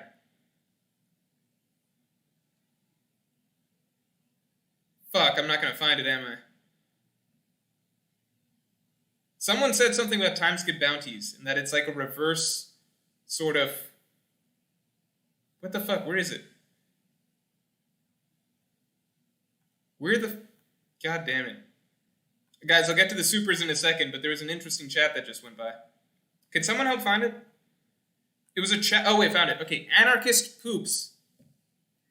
Anarchist Poops says, Morge, did you ever notice how Luffy's bounties post-time skip are the reverse of the ones he has pre-time skip in proportion? In order, it's times 0.3.33 times 3 plus 100k. Plus 100k times 3, then times 0.33 again if 5 billion. That is amazing. That is such a good idea. Do you guys all get what he said? So, what he's saying is that Luffy's first bounties, shouts to Anarchist Poops, terrible name, great idea. What he's saying is that basically Luffy's first bounty, right, 30 to 100, that's times 0.33. Then next bounty, 100 to 300, that's times 3. Then final boost is just plus 100, okay? Now, post-time skip, we're going in reverse order. So plus 100, then times 3 to 1.5. So plus 100 from 400 to 500, then times 3, so from 500 to 1.5, then times 3.33 for... Yeah, that makes so much sense. 4 or 5 billion. Anarchist Poops, you're my hero for the day. That actually really helps me feel a lot better about the idea that Luffy's final bounty is going to be 5 billion at the end of this arc. Amazing stuff. Let me catch up on the other supers. I want to catch up on my dinner. I have not touched this. I think soon, probably like 8. I don't know. I'm gonna start eating on stream. You guys can get ASMR. I know you guys like the ASMR, which makes me not want to do it, because I feel like I'm giving you guys some sort of weird joy out of watching me eat, which really bothers me, but I'm also hungry. Young Dai Lee says, do you believe in the rule of numbers, and if so, Astrad will get Kuma's fruit, and who do you think would get it if so? I mean, so there's different things I've heard. So Astrad could get Kuma's fruit. Weird theories have popped up of like Kuma even joining the Straw Hats, which is really, really hard to imagine. I mean, and I say Smoker's going to join, which he will, but like, I can't see a single argument for Kuma joining aside from the number thing. Then there's other things that kind of fit the 2-9. So for those of you who don't know, the numbers theory is that it's not even a theory, Oda almost practically confirms it in an SBS. Each Straw Hat, right, their devil fruits correspond to the numbers from 1 to 9. So, or 1 to 10 or something. It's like Hito, I think that's like 110. Gomu Gomu, that's 5, 6. What else we got? Hana, that's like 8 something. I don't know the numbers that well. 8, 7? I'm not sure.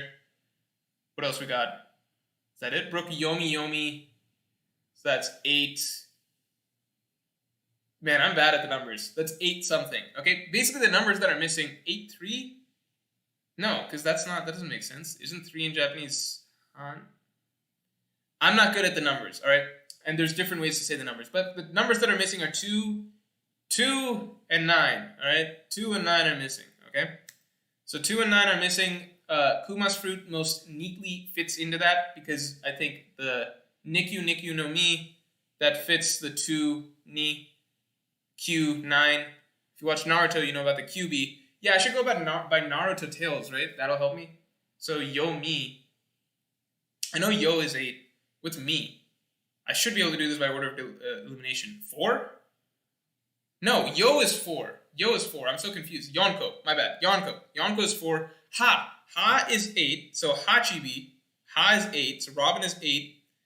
Yo is 4. I got that confused. My bad. You talk about the fucking Yonko all the time. My bad. Yomi. So Yo. Luffy's. Yomi is like 4-7 or some shit. And then Hana. Which one's 3? I don't know. Okay, Yomi and Hana, I know 2 of the numbers for them. Okay, Yo is 4, Hana, Ha is 8. And then you distribute the other 2 numbers however it makes sense. Hana, I don't know, doesn't make sense to me. But just trust me on this because other people have figured this out. Okay, so the numbers play out in that way. So people say that Niku no Mi. I've also heard ideas thrown out for other stuff though. So alternatives being the Yuki no Mi. I think that somewhat fits essentially the 2-9. It's a little more off. It doesn't fit like cleanly or whatever, but I've heard people say the Yuki no Mi, which would have been the snow fruit. So the Monet fruit. Monet died on Punk Hazard, so potentially there's that long-running theory that her fruit showed up on the Thousand Sunny as as one of Nami's oranges. So, there's a possibility that someone on the crew eats that. So there's the snow possibility. And then finally, there's also Kinemon's fruit. But I actually think Kinemon's fruit, I forget the Fuku. I forget Kinemon's fruit's exact wording, but supposedly that also fits 2-9. And what I find interesting about that is that if Kinemon dies, then it's possible that, because Kinemon is set to die, I believe, then it's possible another character eats that and gets that fruit ability. I personally like the idea that Momonosuke eats that and gets that ability. Why? Because Momonosuke only has an artificial devil fruit, which means it might be possible for him to eat a real devil fruit. So, and if anyone's going to eat Kinemon's fruit, then I think it makes sense it would be Momonosuke. Anyway, moving on. Cody de Michel says, Morge, I got my plush this week. It made my day opening that package. Awesome stuff. I'm happy that people are getting their plushes this week because a long time people were starting to be like, hey, Morge, are the plushes ever coming? I'm like, yeah, guys, I'm 100% confident. 80% confident that Makeship did not scam all of us into believing that they were going to make some plushes and not release them. So I'm happy that all the plushes are coming out. I'm happy seeing people post them on Twitter and everything like that, putting them in part of their collections and everything. It's been really neat. Lucas Garcia says, have you read Chainsaw Man? What are your thoughts on about it? I love Chainsaw Man. Chainsaw Man is one of the few series that probably the series that I most want to post videos about on this channel that's not One Piece, and genuine analysis videos. Reason being, I have a lot of content that I could talk about for other series, right? Like a Berserk, like a Vinland, like a JoJo's or something like that. I've mentioned a few series that I have significant amounts of notes and video ideas and drafts for. Chainsaw Man I have at the top of that list because there's not really content, it's a really, really, really good series for what it is, which is very different. It's just a different approach. I suppose you're not going to find another series like it. So it's a really, really unique series at the very least, and there's not a lot of content on it. I could put out a Hunter x Hunter video, and I'd be the 50th person to put out a Hunter x Hunter analysis. And that's not to say that, I don't have ideas that I think other people haven't talked about. It's just that, I like the idea of Chainsaw, for those other series, because I wouldn't do a Berserk video unless I've looked at other Berserk analyses and been okay, well, I have a different take or, different ideas that I also want to bring to the conversation to discuss, right? So that's why I do want to do Berserk videos, because I do have stuff that, I feel like people haven't really talked about that much.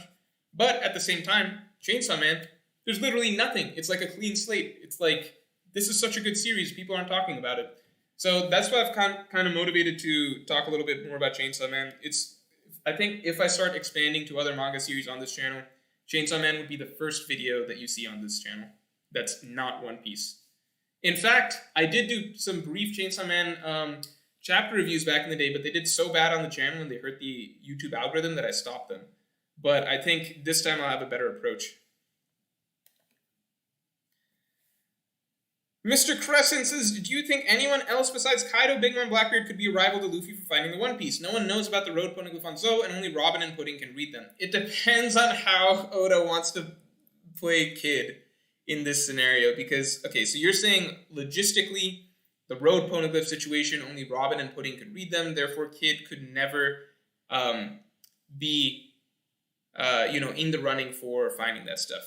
I would agree at first glance, but Oda can always include something, right? So, like, who would have thought that, like, this three-eyed tribe exists that can potentially read the poneglyphs, right? We'd never heard of that.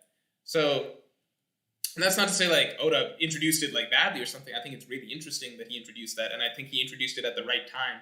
We'd seen this three-eyed girl for a while. She'd been a mystery figure. And we could have assumed that all of the Yonko have their own plan for getting to the One Piece. But I'm just saying that, like, I think that just because at the moment Kid would have no logistical way of getting there doesn't mean that that's the long-term situation for him. Yeah. I don't think he's got, off the top of my head, I don't think he's got a three-eyed tribe member on his crew at all, though. There's no one with their face really hidden like that.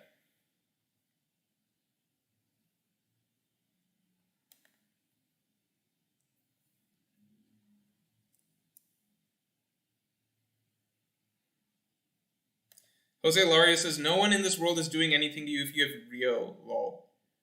You would have to literally have Rio around your whole body, right? You would have to have Rio around your whole body. Otherwise, like, bullets can get to you. So let's say you've got that.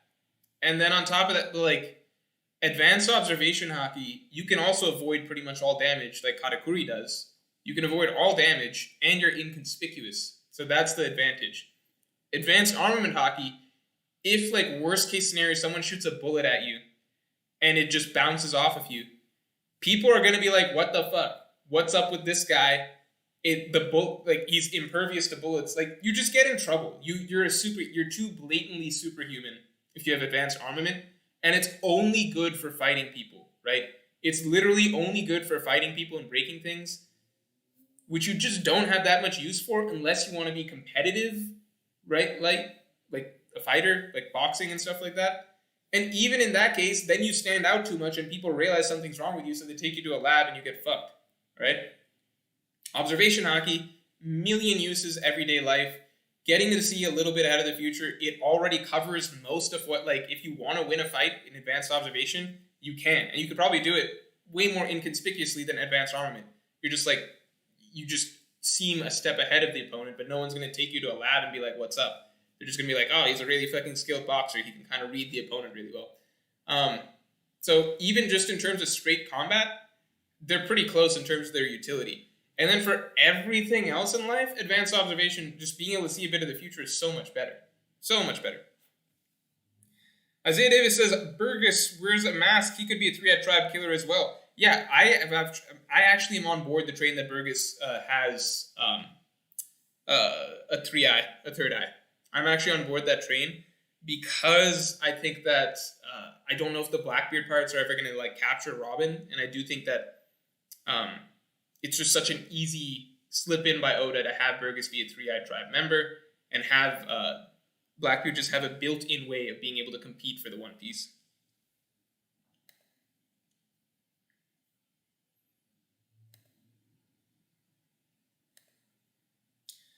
Zoro says, don't you think if Oda planned raid fail, he wouldn't have spent time setting up 1v1 for each character? Best content, thanks a lot. Makes me love the series even more. Thanks a lot, Zoro. No, my thought on it is essentially that, like, so no matter what, if Oda's goal, in my mind, if Oda's goal is to make the reader believe that they're going to win here, then I would imagine, like, to me it just makes sense that Oda would go through the motions of doing the usual sort of setup leading to Luffy winning the big fight, which is why we believe that Luffy will win the fight against Kaido, because other Strats have had their 1v1s, right? So I personally think that that just works. I also think that the fact that most of the Tobi-Roppo fights were very quick and surface level, it did not feel like Oda put that much effort into them, also plays into the idea to me that we would not expect this, that there actually is more to this and that these guys are not done for yet.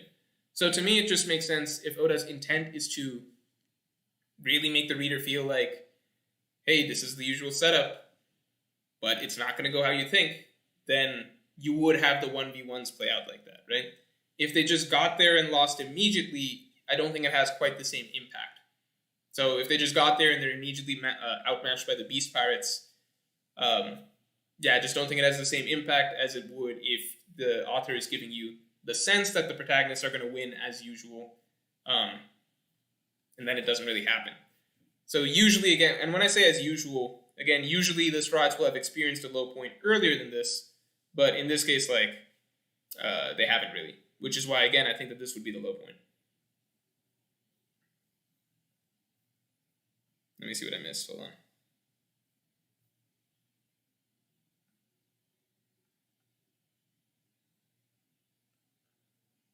No, I know 3 is, guys, I know 3 is San, but I'm saying, like, in terms of the numbers matching up with the fruits, right? So, Hana, like, which one, Hana or Yomi, one of those has to be San. One of those has to be 3, right? So, clearly I'm off about something. Is it Hana?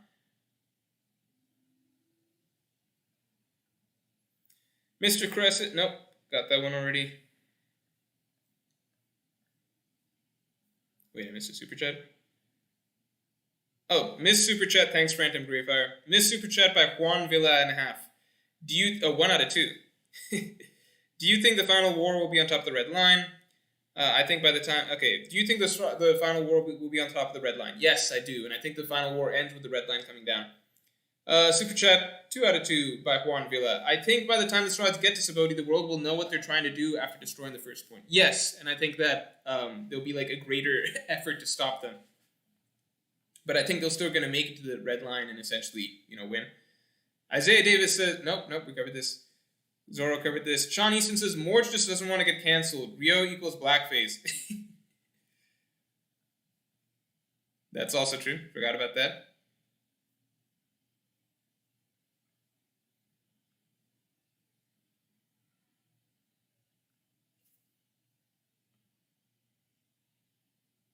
Okay, I got Juan Villas. All right, we're all caught up. Mi equals 3. All right, so that makes sense. So Yomi, so Brook is, okay. So just clarified for me by Dabilaro Ali that Mi equals 3. So in that case, everything makes sense. Hito, so that's Chopper, 110. Gomu, Hito, Chopper, that's 110. Brook, Yomi, so that's 4 and 3. Gomu, Luffy, that's 5 and 6. Hana, that's Robin, that's 8 and 7. And so we're just missing 2 and 9. And it sounds like there's some flexibility to, how you could frame those numbers. Phantom Greyfire, did you hear about Big Mom, Napoleon, Waterloo, and Exile to Elbaf connections that suggest she's going to Elbaf? No, I didn't, but I never know how much of those... Here's the thing. When Oda does, real world... I don't know how much stock to put into certain things, just because certain characters... names could theoretically match up with mirror real world events and stuff, because look at so many characters, look at Magellan is named after Magellan. It has literally nothing to do with Magellan.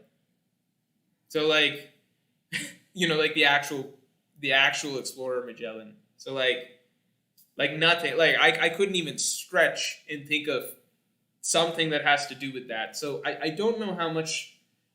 I'm sure I think there's some degree of variance because, in the Wano arc, Oda is clearly trying to draw on Luffy, the Momotaro tale, right? Going to defeat an Oni with the help of a dog, Yamato, the monkey, Luffy, a pheasant, Hiyori makes sense, right? So, clearly lots of times Oda is trying to do something very, very exact like that. But then other times it's just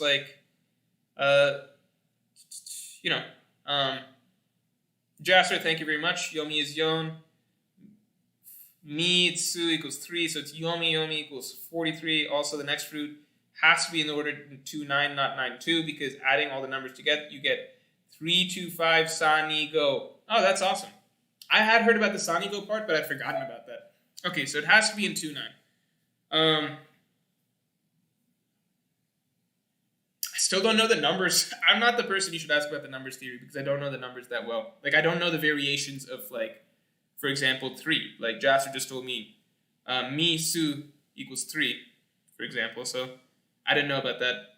I don't know about all the variations of the numbers, so I don't know all the possibilities of what it could be. Someone just asked me a question. Thoughts on the 1031 Heavenly Disaster Theory. I mean, I like it. If that's the case, that would mean, I think, next chapter would probably have to be Momonosuke holding up the actual island, right? We would have to do that first. And then 1031 would be the island coming down. This is entertaining. For those of you who don't know, Uteron has mentioned... Okay, here's the tricky thing. Uteron has meant... All right, here's some fun stuff potentially coming together. I try not to think too much about it, but at the same time, so many people message me about it that I have to. The reason I try not to think about it is because I don't want to, like, be hoping that, like, 1031 is going to come around and that's the chapter when the raid fails, and 1032 is, that's going to be the end of the act. I don't like getting that stuff in my head because it's easier if it's just like, keep an open mind, clean slate.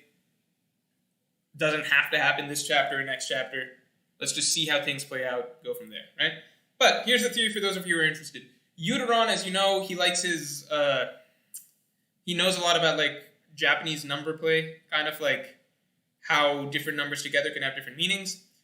So I feel bad because, like, this is to even, like, bring this up because it's a stretch on a stretch. So one thing Uteron has mentioned is, but it's interesting to think about, right? One thing Uteron has mentioned is that the chapter number 1031 can have a few different meanings. So he threw out 3 meanings, if I recall. It was an interview he did with Ohara. So he mentioned one of them was like, okay, Vegapunk could be there. He mentioned one other one, and then one more that he mentioned was, or it could mean Onigashima coming down. It could mean Heavenly Descent. It could mean Onigashima coming down, right? I've always said if Onigashima comes down, that probably means that the raid, like, they were just defeated. It's a symbol of the village. That's Kaido's goal, to take Onigashima and put it on top of the flower capital. So, if Onigashima comes down, it probably means they just won.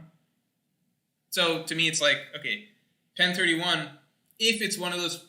It's like a stretch on a stretch. I say that because, one, it's not as though just because, like, there's a number wordplay for that chapter that an event is actually going to happen, right? I'm sure that there's plenty of chapters where there was some wordplay for the number and nothing happened, okay?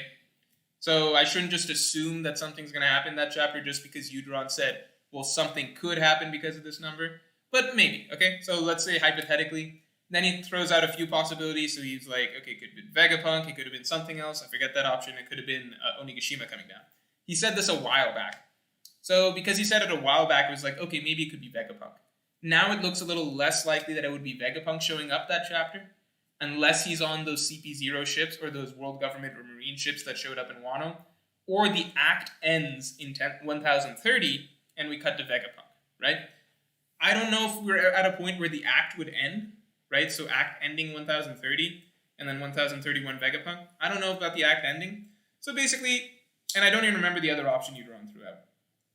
So I like the idea, okay, if we give some stock into the number play idea, then I like the idea that Onigashima comes down at 1031. The one other piece that, like, makes me like it a little bit too is the other theory, also based on numbers, that each act of Wano will be some multiple of 15. So Act 1 was 15 chapters, Act 2 was 30 chapters. Act 3, if it is following that principle, and if it is 75 chapters, then it is set to end at 1032. So if Onigashima comes down at 1031, then Act 3, in theory, ends at 1032.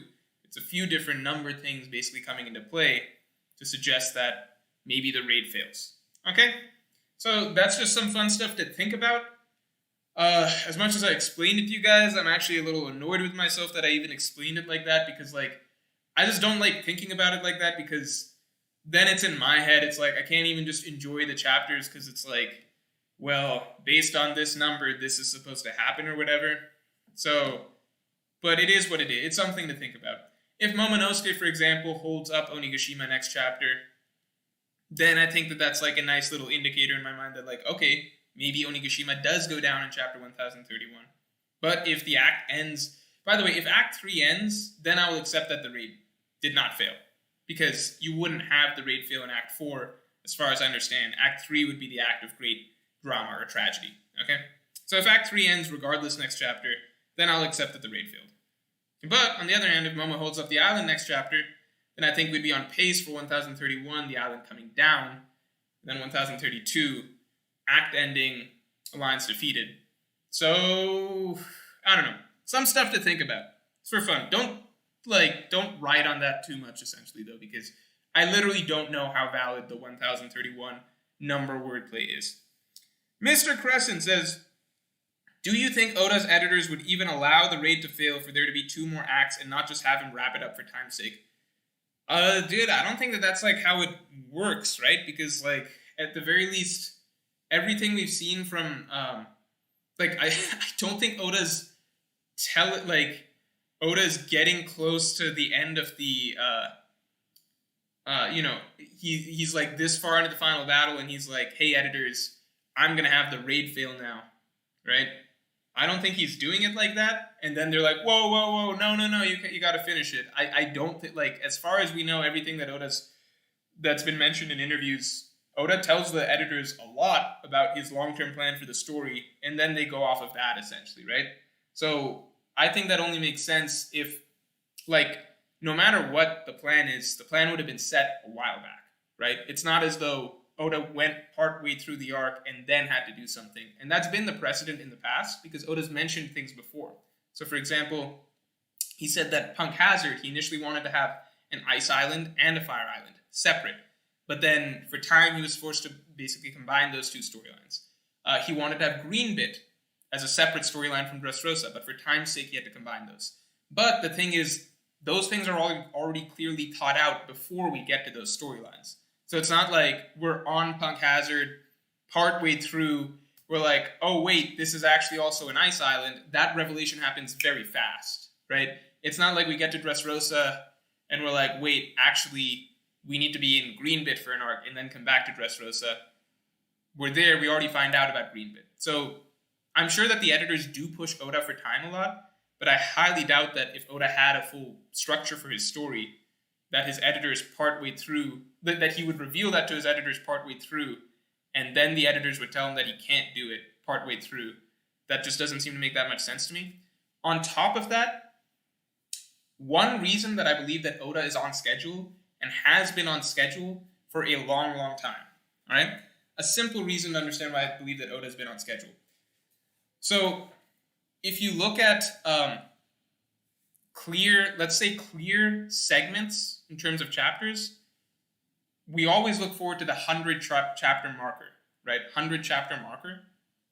Because what I've noticed, at least post time skip, especially, is that the 100 chapter marker has been always roughly the close of a storyline or some major milestone. Okay, so simply put, 600 was when the time skip essentially basically got rolling again. Not exactly on the dot, but roughly 600 was when the time skip got rolling again. One Piece came back, 2-year time skip, let's get going, right? Chapter 700, Dressrosa begins. By 800, Dressrosa ends, and then Zou begins. 900, Whole Cake Island ends, and Reverie/Wano begins, right?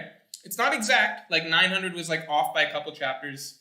Dressrosa's ending, I think it was just maybe exactly 800. Dressrosa's start was basically exactly 700. So Oda's off by a couple chapters here or there, but it's nothing like pre-time skip. Pre-time skip, major arcs and storylines, they would end whenever, right?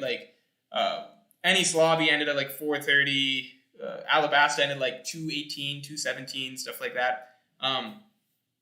Post-time skip, it's all been very, very tight. So it's kind of clear if you look at it. Oda's I'm going to, the time skip, I need to be at Dressrosa by 700, okay? Dressrosa needs to be over by 800, okay? Whole Cake Island needs to be over by 900, okay? And if you look at Chapter 1000, that's, Chapter 1000, Oda even paced the time that Luffy was getting up up the stairs. The number of levels in Onigashima, he had that planned out. So Luffy got to Chapter 1000 exactly when he was supposed to get to Chapter 1000. So clearly in Oda's mind, that's another milestone. Fight with Kaido begins Chapter 1000. So Oda's thinking very clearly in terms of 100 chapter segments, because at each 100 chapter segment, you can kind of tell, okay, either a major section of the story just closed and a new one began, or we're at least at a major, major milestone partway through this story. So I think even if you just look at Chapter 1000 as a benchmark, no matter what, I think Wano has been going at the pace that Oda wants it to. I think because he wants to stick to that pace so hard, that's why a lot of the chapters may feel rushed or certain events off-screened or whatever, because Oda wants to stick to a certain pace, okay? All that is to say that I don't think that Oda would have had some grand plan for Wano and then abandoned it because editors told him to rush, because I think that the way that Oda, not his editors, I think the way that Oda has been working since the time skip has essentially been, I wanted this milestone, this milestone, this milestone, this milestone by these times. I think his editors' roles have been more so basically telling him, like, you can't realistically hit that milestone. You need to combine these two islands. You need to combine these two arcs, etc. So if Oda started Wano with the goal of a 5-act structure, hypothetically, and with the goal of basically, setup phase, initial raid on Onigashima, defeat, comeback phase, victory, or whatever, then he would have had the milestones for when those have to happen already planned out. The editors would only basically be telling him either scrape this or move this along or get to the next section of your story, basically, because you need to hit this milestone by this point. So that's my view on that. Zoro says, you've said multiple times... Wait, fuck. Scroll too far. There's a lot of mods in here. What the hell? I give it so many mods. Zoro says, you have said multiple times that Luffy is one of the best written characters in fiction. Can you give a brief analysis? Skip if saving for a video. Dude, I'm sorry, but I have to skip. I'll say this. I give a brief... There's a solid section in the Marineford analysis dedicated to that. It's not a comprehensive look at Luffy's character in general, but I think that there's a solid section in the Marineford analysis where you at least get some ideas on why I believe that, okay? And it's early on, because so much of Marineford revolves around Luffy. It's the most Luffy-centric arc in the entire story. So, it does give some... You'll see it when you see it. But sorry, I'm not going to go into that here. Captain Face says, Conqueror's Haki can be infused into armament and observation. Can it be infused into observation? For example, Luffy is infusing Conqueror's Haki into his Ryo, while Zoro and Yamato are infusing Conqueror's Haki into their normal attacks. I don't know. I got the sense that Zoro, ever since he got Enma, also had Ryo. That was the sense that I had.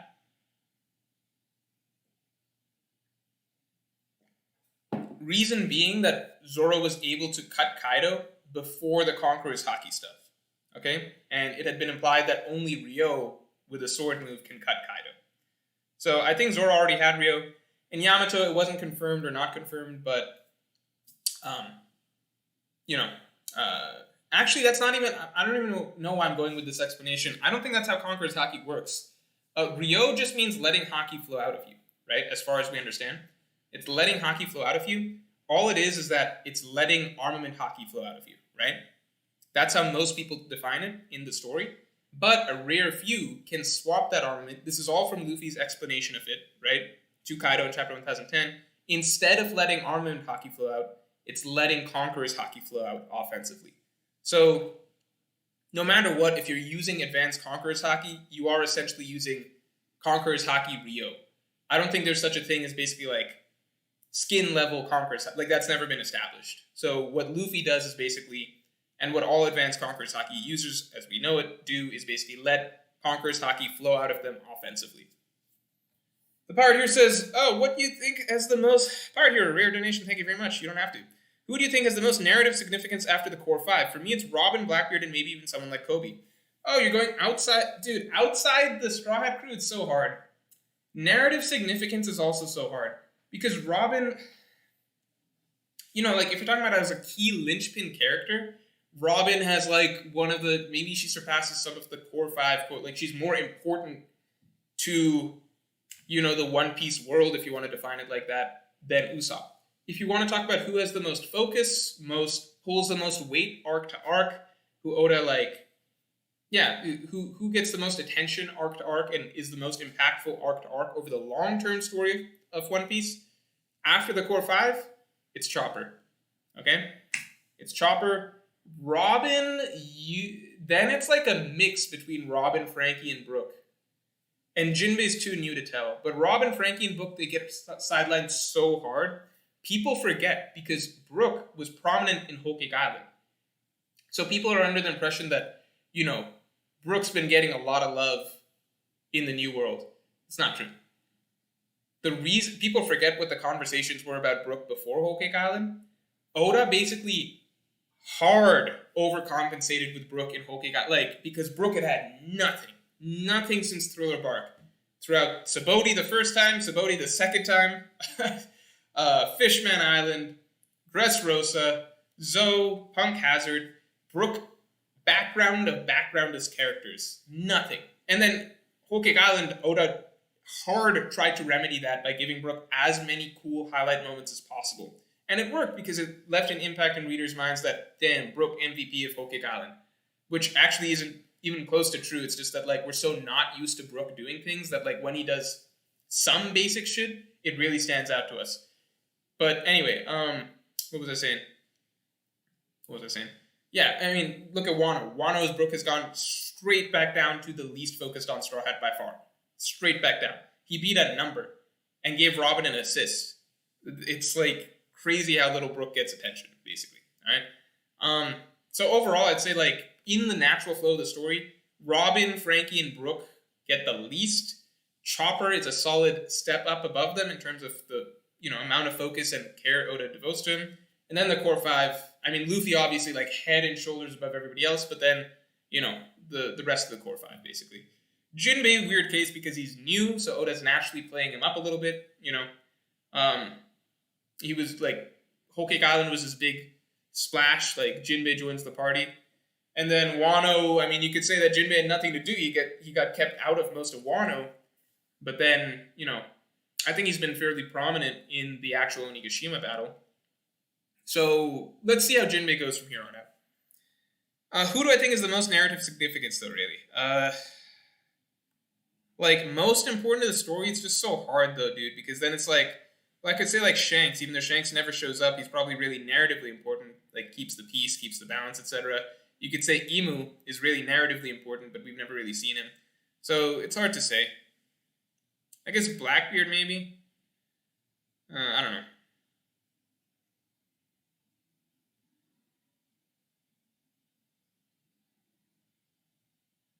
Sorry, I'm just looking through the responses to the 1031 stuff. Hey, Yano says, you think Luffy loses in 2 chapters? No, and that's one of the reasons that I'm basically like, dude, I mean, it's really hard to imagine. Because, 2 chapters to lose to Kaido? I don't know, it's very hard to imagine. Kashif Sheik says, numbers always feel like a stretch. Yeah, I don't personally, live and die by those number type theories. I think that very often... I've said this before, but I think Oda just aims for certain milestones. So, for example, I think it's entirely possible Oda initially aimed to end Whole Cake Island at chapter 900, but realistically, and then it ended up being 902. But the overall goal was to end it at chapter, hit it at that benchmark, essentially, right? I think that might have been the goal. Same with, pre-time skip, post-time skip stuff. I wouldn't be surprised if, Oda's goal was for the Straw Hats to set off underwater in chapter 600. But reality of it is that, it bled over a little bit. It was chapter, 602 that they began their descent into the New World. But overall, Oda still hit his goal of getting to Dressrosa by 700. So I think that, in general, Oda wants to hit those big milestones, Chapter 1000, I think he got that clean, exactly where he wanted to. I think he wanted 1000 to be the chapter Luffy's on that rooftop, okay? Beyond that, even people saying, Wano's acts are 15 chapters, 15 chapter intervals, that's really hard to call because it's there's only been 2 acts. You can't really draw a good pattern out of 2 acts. I think it's very possible because Oda and Oda does like his numbers a lot. And we've all noticed stuff like, Gear 2nd, Gear 4th, the mirrored chapter numbers. But it's really hard to be yeah, I would bet the house on, chapter 1031 being Heavenly Descent. Red X says Brook better get a 1v1 by the end of Wano. Yep, 100% agree. I think it's kind of crazy that,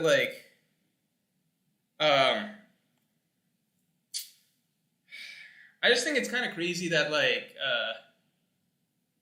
we have such low expectation. It's wrong.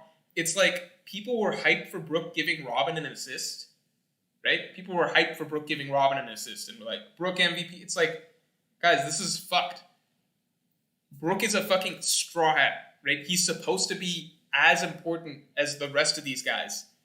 He does so little that when he does something really basic, people are like, oh man, Brook's so hyped this chapter, right? It's like, what the fuck? Imagine this was fucking Zoro, and Zoro does nothing all of Onigashima, gives Robin an assist, and people are like, yo, hype Zoro chapter, Oda showing Zoro some love.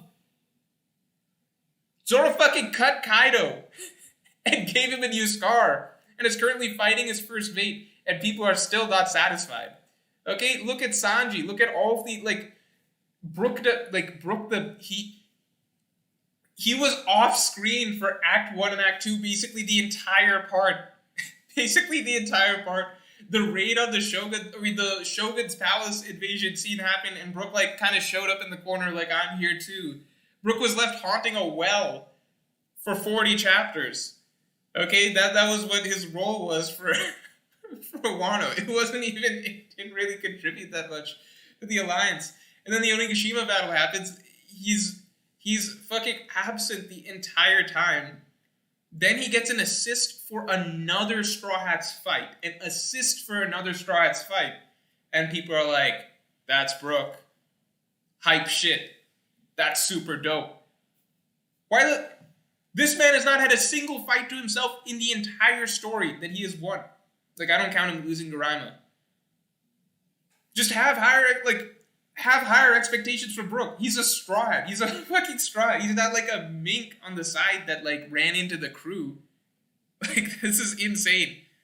People were excited about Brook beating that number. I'm like, what the fuck? That's that's not even the bare minimum. That's lower than the bare minimum of what we would expect from Brook. Khalid Al-Zurani says, why do you delete your VOD after you finish it? Okay, so some people might be under the impression that I delete the VODs after I finish it. I don't. Go to Mr. Type this in. Mr. space Morge 2. VODs go to the next channel.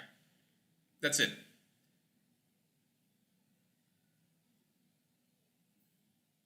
Redex says, so Wano ends on 1100? Alright, you guys want to hear some real those of you who are left, I'll end the stream on this. You guys want to hear some real conspiracy theory shit? Okay? You want to hear some stuff? Wait, first let me answer the super chats, then I'll give you my full breakdown of the numbers. Because as much as I don't like to think about it, it gets in my head and I can't not think about it, right? So let's get into the full conspiracy theory shit about the numbers. If we're going to play this Uteron game of being like, okay, 1031 this happens, then 1032 the act ends, because that's 75 chapters. Alright, here's it. Alright, well, give me a second. I'm going to close the stream with it. Let me get these two super chats out of the way. Lord Naga Viper says, what are your thoughts on less developed supernovas such as Hawkins and Apu who don't seem like they will have much of any purpose past Wano? Video on Hawkins dropping tomorrow, unless, I know my editor, I got it to him a little late, so maybe Wednesday. But video on Hawkins dropping tomorrow. I like to believe, as you all know, that the raid will fail and therefore they will have more time in the story. I also have that niche theory that people have forgotten about, but Kid and the supernovas, I don't know, who remembers that? That's one of my better theories, actually, just kind of got buried because I marketed it poorly. It's actually in that Killer dying video, which may or may not happen. But Hawkins and Apu, here's the thing. I think it's surprising that if this is the end of the line for them, right? No more Hawkins and Apu after this. If this is the end of the line, I'm very surprised that someone like Capone Beige, who was by far the least hyped, not even least hyped, readers had pretty much zero interest in Capone Beige in Sabaody. Zero interest. I think he was the least talked about supernova by far, not even close. I think most people kind of viewed him as he also exists, but probably not going to be important. I think it's crazy that Capone Beige got such a nice storyline crafted out for him. Capone Beige was a breath of fresh air in Hokage Island, in my opinion. Really ramped up that whole sort of seedy undercover underground shit that's happened, the plotting and scheming that's going on in Hokage Island, which was a heavy focus of the arc. Ramped up a lot with Capone Beige, the whole mafia scene with him and Luffy and everyone sitting down. Still one of my favorite, most memorable panels in the series. He just brought such a cool, the whole Big Mom assassination storyline. That's he really changed the flow of the story, and it was in a very refreshing direction. I felt, at least for a while. Huge impact, became a much more likable cool character than I think anyone ever expected.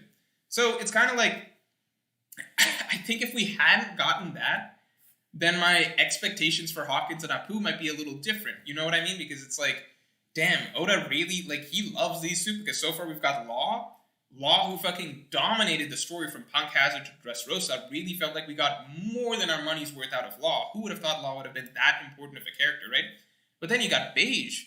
2 arcs later, Whole Cake Island, well, really Zoe, but Whole Cake Island, like, who would have thought that Beige would have this much of an impact in the story? Who would have thought that, like, so many people liked Beige that much, like, coming out of Whole Cake Island and kind of changed their opinions on him? So it really felt like Oda was taking his time, giving a lot of love to the Supernovas, like, really fleshing them out and really giving them unique storylines that are true to them. So I think it's in that context that, like, that's when it feels a little strange that, like, well, Hawkins and Apu are just basically, like, potentially, you know, if this is the end of the road for them, then potentially, in that case, there just feels like a striking drop-off in amount of, like, well, Oda suddenly not caring that much about these supernovas anymore. You guys get what I'm saying? But I'll be able to expand more in, the video that's coming out tomorrow or Wednesday. More super chats coming. I want to flesh out my numbers explanation. Isaiah Davis says, will we get some backstory in post Whole Cake Island when Jinbei and Big Mom meet face to face, or is the arc bloated enough already? I think we need that. We absolutely need that because that's like, one, Jinbei and Big Mom have met face to face. Jinbei fucking rolled her away out of the battlefield. But I think that at the very least, Jinbei and Big Mom need that because that's like one of the biggest hanging plot threads in all of all of Whole Cake Island, like all of One Piece. Sorry, it's in all of One Piece. You don't really get a bigger hanging plot thread than that at the end of an arc. It's like all of One Piece. That's one of the most major hanging plot threads. So it needs to be addressed somewhere. Captain Fist says, Yamato doesn't have Rio, as she could have broke out of her cuffs, as doing so is symbolic of Rio. How about using Conqueror's Haki and observation techniques? Oh, you're right on that, but it's possible that, like, in the moment with Conqueror's Haki, she essentially, like, went past that a little bit. In terms of, like, no matter what, at the end of the day, Conqueror's Haki flowed out of her. So she skipped the phase, I suppose, of basically having to do it with armament first. Because no matter what, the thing that is constant is that the explanation we have of what advanced Conqueror's Haki is, of using it in battle, is letting it flow out of you a la Rio. It's essentially, like, Rio, again, is just a term for letting Haki flow out of you. It's just that, like, 99% of people, that means armament Haki. So in that moment, Yamato, like, for Luffy, the steps were essentially learn how to do it with armament Haki, then realize you could let Conqueror's Haki flow out instead. So it's not like a mix of armament and Conqueror's. It's literally just, from the explanation we have, it's letting Conqueror's Haki flow out of you instead, right? Rio is just a flow. So you're replacing that flow with Conqueror's instead of armament. So really it is still Rio, just not in the fan term use of Rio, because we use it mainly for armament, okay? Like, we call Rio, basically, that's our catch-all term for advanced armament. But in reality, in the context of the story of One Piece, Rio means letting Haki flow out, and as it turns out, that can also be Conqueror's, okay? So Luffy, it seems like step one, he learned Rio exists, you can let Haki flow out. He learned he could do that with armament in the midst of the battle with Kaido in chapter 1010. He realized that he could do that with Conqueror's Haki instead, so started doing it with Conqueror's Haki, okay? Yamato, at the very least, I agree that she did not have mastery over armament Haki like that because she could not break the cuffs. But the way Conqueror's Haki works, like if she's using advanced Conqueror's Haki and letting it flow out of her, in this moment she has essentially hit another level where she is just able to let Conqueror's Haki flow out of her. So she's using Conqueror's Haki Rio, letting it flow out of you. That's by the phrasing and definition of what we got in chapter 1010 of how this is all working. Maybe we get some alternative explanation down the line that, changes our understanding of this, but that's how we should look at it at the moment.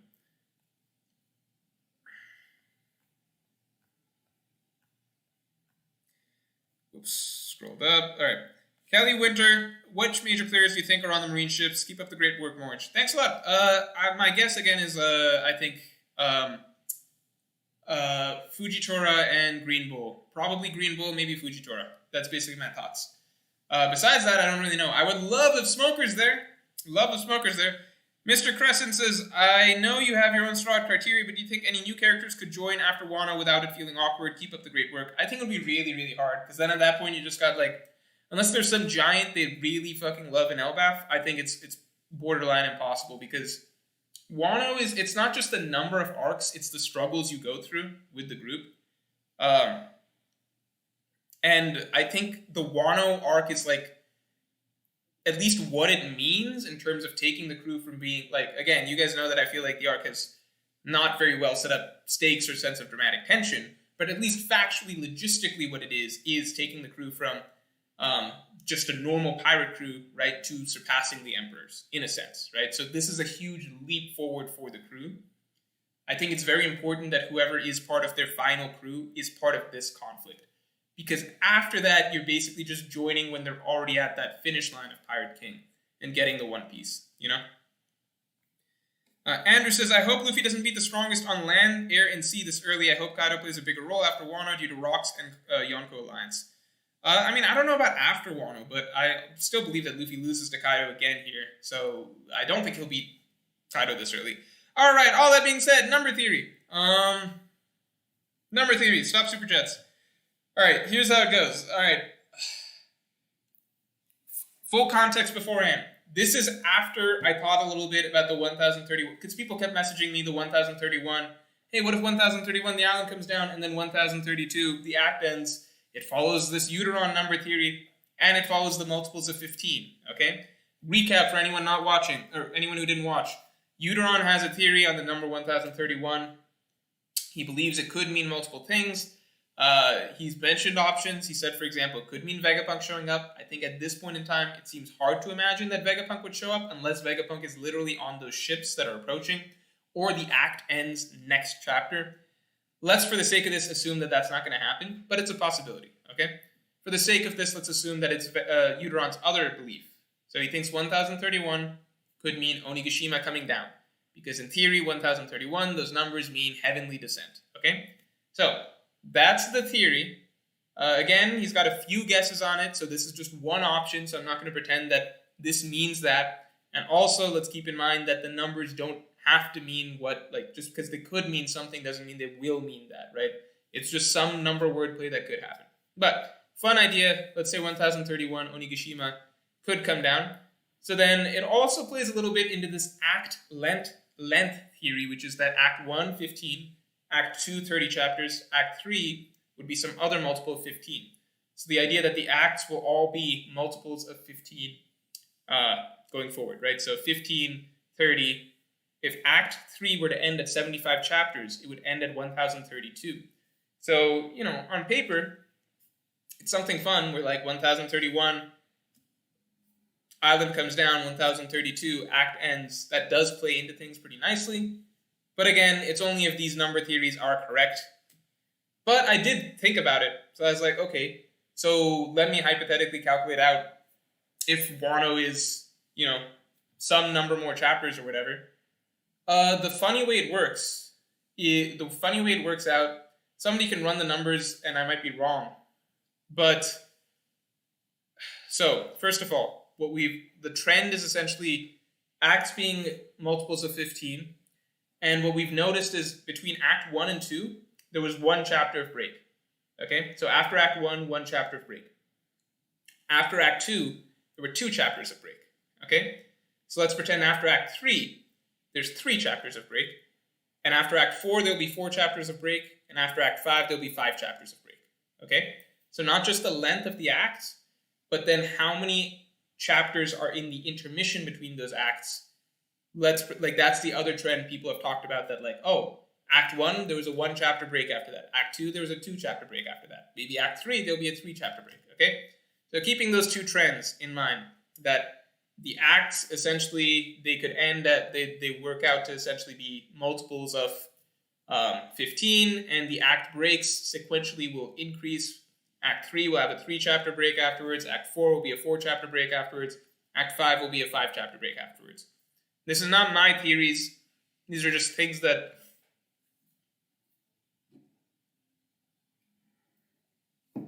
sorry about that. These are just things that people have pointed out to me, okay? Because people tweet these number things at me, and make sure that I'm aware of it. So if you calculate it out a little bit, if you assume that Act 3 will have 3 chapters afterwards, Act 4 will have 4 chapters afterwards, and Act 5 will have 5 chapters afterwards, right? And then if you assume that Act 4 and 5 themselves will be multiples of 15, and you assume that Act 3 will end at 1032, then pretty much any combination of numbers you do, let's say you think Act 4 will be, what do you call it? Is this right? Yeah, let's say you think Act 4 will be like 60 chapters and Act 5 will be 45 chapters. Or let's say you think Act 4 will be 75 chapters and like Act 5 will be 30 chapters. Like you can throw out different multiples of 15. Is this right? Yeah. You can basically throw out different multiples of 15, and assuming that the breaks afterwards are 3, 4, and 5 in terms of chapters, you usually end up ending at a fairly round number. So, for example, let's say hypothetically, and again, I haven't looked at this, and I don't have a calculator in front of me, so I'm trying to remember basically what it looks like.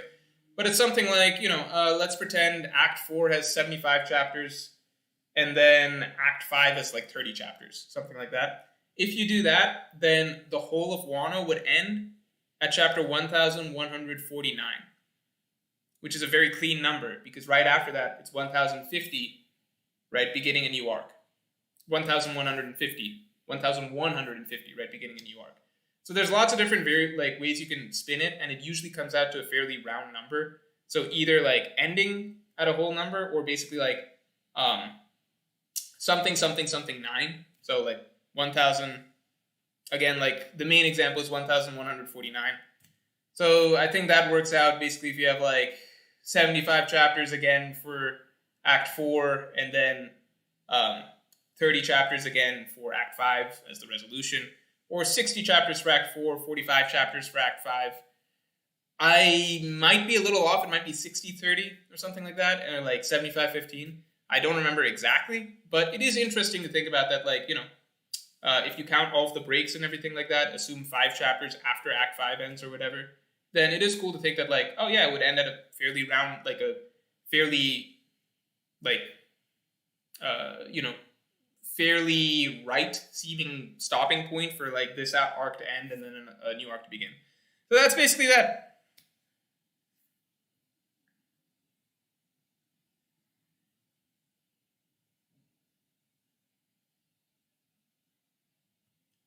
Let me double check how people are doing this.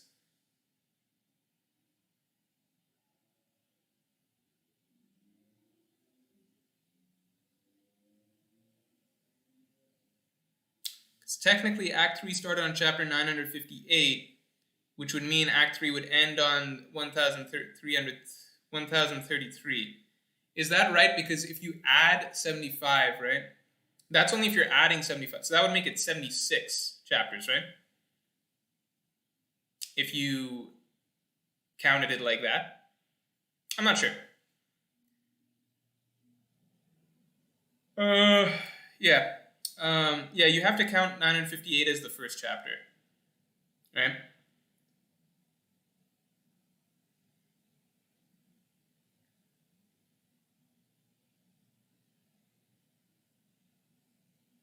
No, so Dylan, you would do 958 plus 74 because you gotta count it like that. Yeah, so I mean, that's why I said it's like a very, tinfoily theory. So it's not like something that I actually am banking on, because it's like, it's just, numbers based on numbers based on numbers. But like enough people messaged me the number stuff that I was like, okay, if that all makes sense, then what would it come out to? Enter Name says, is Jack done for Wano? I hope not. I think no. That's my opinion.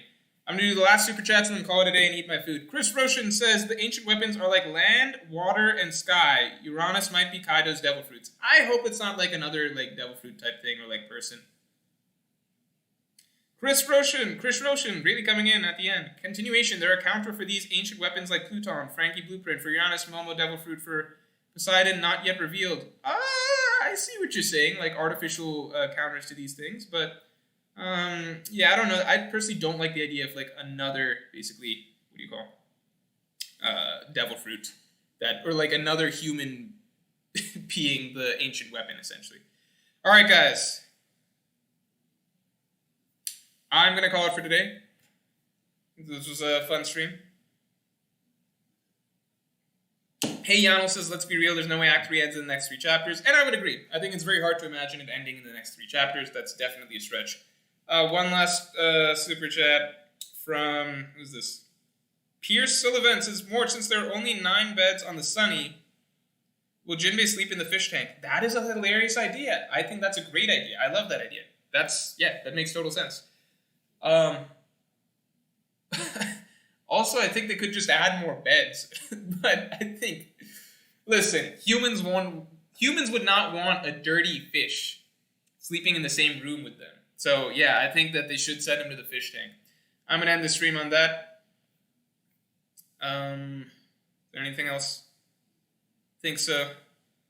Think all good. All right, everybody. I will talk to you all. Well, video coming out tomorrow, Wednesday, but I'll talk to you all, I guess, next Monday.